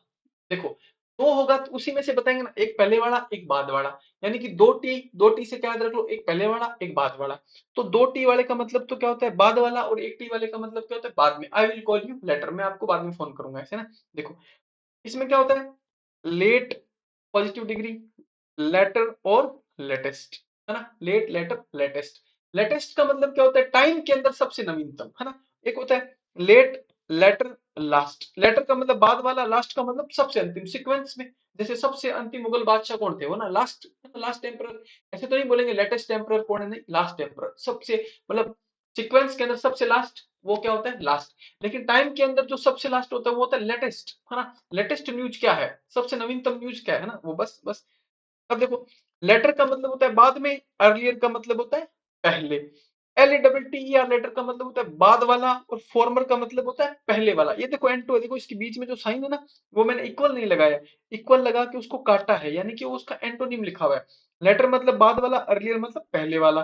LATTER लेटर मतलब बाद वाला, और फॉर्मर मतलब पहले वाला। LATER लेटर मतलब बाद में, अर्लियर मतलब पहले, है ना। अब एक बात देखो, फॉर्मर का मतलब होता है पहले, लेटर का मतलब होता है बाद वाला। अब देखो, हमारे फॉर्मर प्राइम मिनिस्टर का मतलब क्या होता है? पहले वाले प्राइम प्राइम मिनिस्टर कौन है? मनमोहन सिंह, है ना। लेटर मतलब LATTER लेटर मतलब बाद वाले, बस। यहाँ देखो क्या लिखा है? लास्ट। लास्ट का मतलब होता है अंतिम, किसमें? रैंक में, सीक्वेंस में, किसी में भी। लेटेस्ट, लेटेस्ट का मतलब होता है नवीनतम। आप लोगों को पता ही है, मोस्टली लेटेस्ट न्यूज होती है ना, जैसे नवीनतम, सबसे नई खबर क्या, लेटेस्ट न्यूज क्या है ना, बस। अब देखो, लेटर और फॉर्मर दोनों से पहले आर्टिकल द आएगा, ये बात याद रखना। देखो, लेटर और फॉर्मर दोनों से पहले क्या आएगा? Article the. क्यों होता है ऐसा? क्योंकि ये खास हो गए, देखो, क्योंकि आपको पता है आप दो ही लोगों की बात कर रहे हो, उसमें से एक पहले वाला है, एक बाद वाला है। दोनों की जानकारी आपको होगी, तो इनके साथ किसका यूज करते हैं? आर्टिकल द का। आगे चलो, देखो, बहुत सिंपल सिंपल। अब वो लगभग ऑलमोस्ट खत्म हो गया, डिटरमिनर कुछ भी नहीं बचा। आज, हेलो,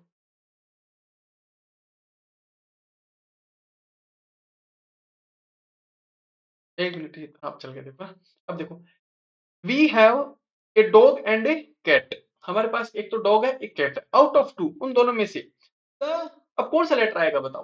बाद वाला या फिर बाद में? क्या आएगा बताओ? बाद वाला, द लेटर। ये वाला लेटर नहीं आएगा।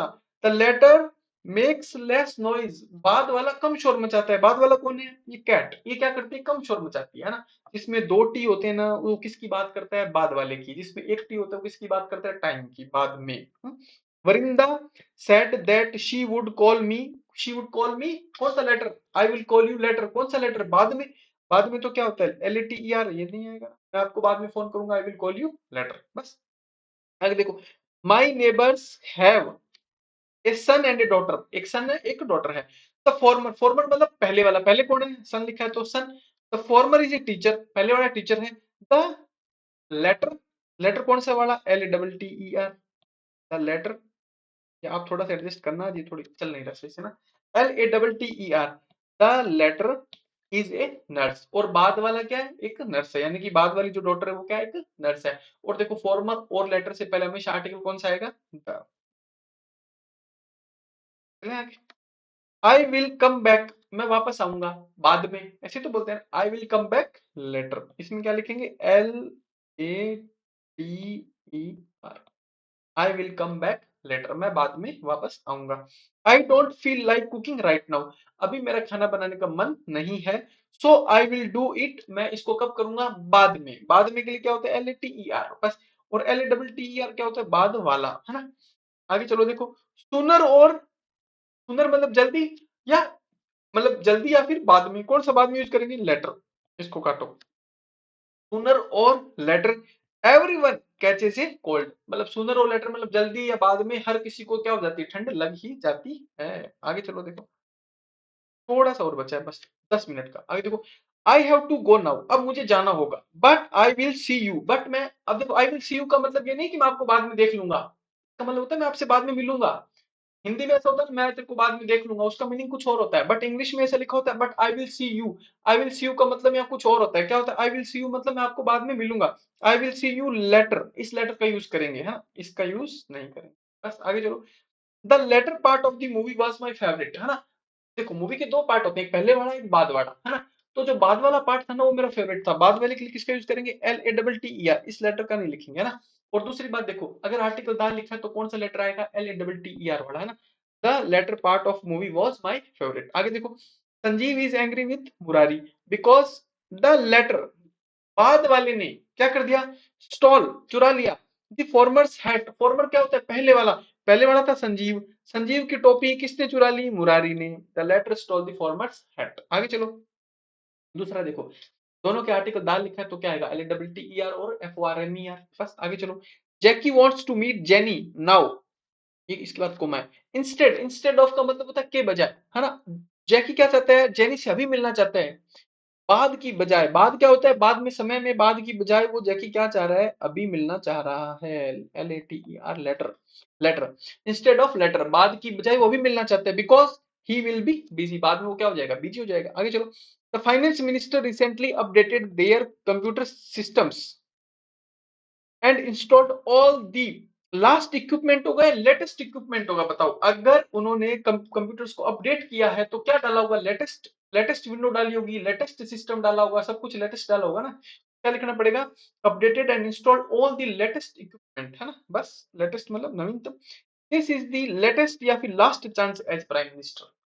प्राइम मिनिस्टर बनने के लिए किसी का नवीनतम चांस होता है या फिर अंतिम चांस हो सकता है? अंतिम चांस हो सकता है, तो क्या होगा? Last. This is the last chance as a prime minister. What is the news के लिए क्या लिखेंगे? Latest news. What is the latest news, ना कि लास्ट न्यूज, बस। आगे चलो, बस खत्म हो गया, 2 मिनट का हो रहा है। एक होता है अनदर, एक होता है अनदर। अनदर में देखो दो चीजें होती है, मैं आपको एक बात बताता हूँ, छोटा सा सीख लो, जिंदगी में नहीं भूलोगे। एक होता है एन, और उसके साथ होता है अदर। अब यार आज एन नहीं चल, है ना। एक होता है एन, और क्या होता है उसके साथ जुड़ा हुआ? अदर, है ना। एन का मतलब एक, अदर का मतलब दूसरा, है ना, एक और, है ना। देखो, एन का मतलब तो हो गया एक, याद करने का मेथड बता रहा हूँ आपको, देखो जिंदगी में नहीं भूलोगे। अनदर का मतलब होता है, अनदर में एन लिखा है ना, एन का मतलब एक, अदर का मतलब और, एक और, बस ये लिखा है। एडिशनल वन का मतलब क्या होता है? एक और, बस। अगला देखो, अदर, अदर का मतलब होता है दूसरा, यानी कि कोई दूसरा, बस, है ना। ये इसको छोड़ो, देखो, एक्सेप्ट दिस यानी कि छोड़ो, कोई दूसरा। अनदर में क्या लिखा है सबसे आगे? ए एन, एन, एन से याद करो, इसका मतलब होता है एक, अदर का मतलब और, एक और अदर का मतलब होता है दूसरा। देखो, जैसे आपने एक समोसा खाया, आपको अच्छा लगा, अब आप दुकानदार को क्या बोलोगे कि एक और दो भैया, क्या बोलोगे, एक और दो, एक और, मतलब इसके लिए आप क्या यूज करोगे इंग्लिश में, अनदर। देखो आपने एक खाया, आपको अच्छा लगा, आपने अब दुकानदार को क्या बोला कि भैया एक और दो, यानी कि आई वॉन्ट अनदर, मेरे को एक और चाहिए, मैं एक और चाहता हूँ। बट देखो, आपने दुकानदार ने आपको समोसा दिया, वो कैसा जड़ा हुआ है, बहुत खराब है, तो आप क्या बोलोगे, नहीं नहीं भैया ये नहीं, कोई दूसरा दो। आप क्या बोलोगे, आई वॉन्ट अदर, मेरे को कोई दूसरा दे, ये वाला नहीं चाहिए मुझे। बस इतना सा डिफरेंस है, ये सीख गए, सब कुछ सीख गए इसका। बस ये देखो, मान लो, ये देखो इसमें एग्जाम्पल लिखा है, क्या लिखा है, आई लाइक दिस शर्ट, मुझे यह शर्ट बहुत पसंद है। आई वॉन्ट अदर शर्ट, एक बात बताओ, जब मुझे शर्ट बहुत पसंद होगी तो मैं दूसरी क्यों मांगूंगा यार, मैं तो ऐसी ही एक और मांगूंगा ना। तो क्या लिखेंगे यहाँ पे, आई वॉन्ट अनदर शर्ट, मुझे एक और चाहिए।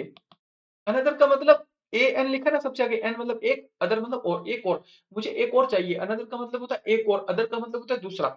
अब देखो, I don't like this shirt, मुझे शर्ट अच्छी नहीं लगती है, आई वॉन्ट अनदर शर्ट, ऐसा बोलेंगे क्या कि मुझे तो अच्छी नहीं लगती, मुझे एक और दे दो ये वाली, नहीं बोलेंगे ना।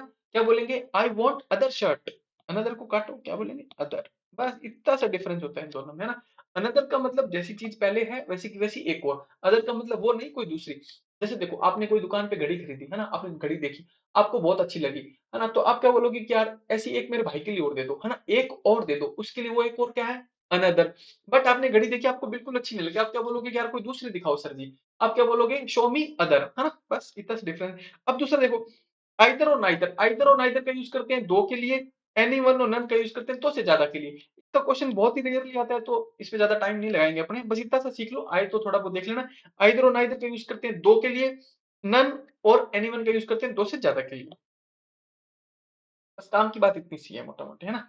अब देखो, अब देखो छोटी सी चीज और बची, एक होता है फार, फार का मतलब होता है दूर, फार होता है ना, फार, एक क्वेश्चन में आता है फार इन दी साउथ, है ना, ऐसे।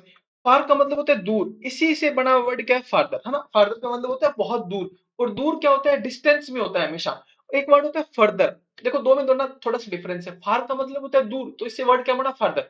और एक होता है फर्दर, फर्दर का मतलब होता है आगे थोड़ा सा, ना, फॉर एक्स्ट्रा कुछ, मतलब एक्स्ट्रा ऐसे, बस छोटा सा डिफरेंस है। जयपुर इज फार्दर या further from Delhi than Agra, Jaipur Agra से ज्यादा दूर है, इसके लिए फार्दर लिखेंगे या फर्दर लिखेंगे, फार्दर लिखेंगे, फर्दर नहीं लिखेंगे। क्या लिखेंगे, दूरी में दूर है तो क्या लिखेंगे, फार, फार से याद करो, फार का मतलब ही दूर होता है, तो इससे इसी से बना वर्ड है, तो क्या याद रखो, फार्दर। अगला देखो, no further farther discussion is required, discussion क्या होता है, विचार ऐसे विमर्श करना, मतलब डिस्कस करना, उसके लिए क्या वो दूरी में होता है क्या, नहीं, वो तो और आगे होता है ना, कि no further discussion is required, और आगे डिस्कशन की जरूरत नहीं है। बस खत्म। अब वो अपना टॉपिक डिटरमिनर क्या हो गया, पूरा खत्म हो गया। अब देखो, अपना ये रिपलाइट का कोर्स है, आप कनेक्ट सिविल्स पे जाना, वहां पे लेट्स कनेक्टेड पे एक छोटा सा मैसेज डालना, और इसमें आप खुद को एनरोल कर लेना, है ना। देखो ओल्ड स्टूडेंट के लिए तो 3000 है ओनली, और न्यू स्टूडेंट के लिए कितना है, 5000 है। कुछ भी पैसा नहीं है इसमें, बहुत कुछ मिलेगा, टेस्ट सीरीज है, कलम का कोर्स है, वीआईपी है, टारगेट 120 है, डिटेल सॉल्यूशन है, वीडियो है, बहुत बहुत बहुत सारी चीजें है ना। और आपके एग्जाम आपके सर पे दोबारा मौका जिंदगी में नहीं मिलेगा, और ये वक्त, ये समय, ये लौट के नहीं आएगा, सब कुछ आ जाएगा बट ये लौट के नहीं आएगा, है ना। तो अपनी तैयारी में किसी भी प्रकार की कोई कमी मत छोड़ना, हमसे जितनी हेल्प हो, जो कुछ चाहिए, हम उसके लिए हमेशा आप लोगों के लिए तैयार है। करना क्या, सिर्फ कनेक्ट सिविल पे जाना है, और वहां पे लेट्स कनेक्टेड पे आपको मैसेज कर देना है। और उसके बाद देखो, छोटी सी चीजें, देखो ये सब चलता रहेगा, जीवन है ना, हमें सबकी एक दूसरे की रेस्पेक्ट करनी बहुत जरूरी है, ये जरूर करना, और एक्सरसाइज जरूर करना, और अच्छा अच्छा खाया करो, और अपने घर वालों से बात किया करो, डिप्रेशन डिप्रेशन में मन नहीं जाना है, स्ट्रेस नहीं लेना है, क्योंकि एग्जाम तो बहुत बात की चीज है, अगर आपको पता नहीं है, अगर आप जो स्ट्रेस लेते हो, जो टेंशन लेते हो ना, उससे कितनी भयंकर भयंकर बीमारी आपके हो सकती है, आपको इसका अंदाजा भी नहीं है। जिस किसी इंसान की अगर हो गई होगी ना, उससे पूछना आप। ऐसा नहीं कि डिप्रेशन में आप चले गए तो आप उसको छोटी सी चीज मान रहे हो कि क्या है वो, डिप्रेशन से तो थोड़े दिन में सही हो जाएगा। और मोस्टली अपने तो गांव के लोग हैं, डिप्रेशन जैसी चीज को मानते भी नहीं है ना।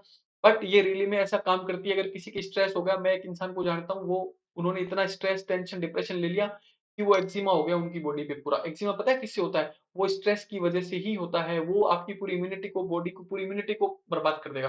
बहुत खतरनाक बीमारी होती है ना। तो स्ट्रेस टेंशन बिल्कुल मत लिया करो, थोड़ा बहुत सुबह शाम घुमा करो, फिरा करो, रनिंग किया करो, अपना सब कुछ ये सब करते रहना।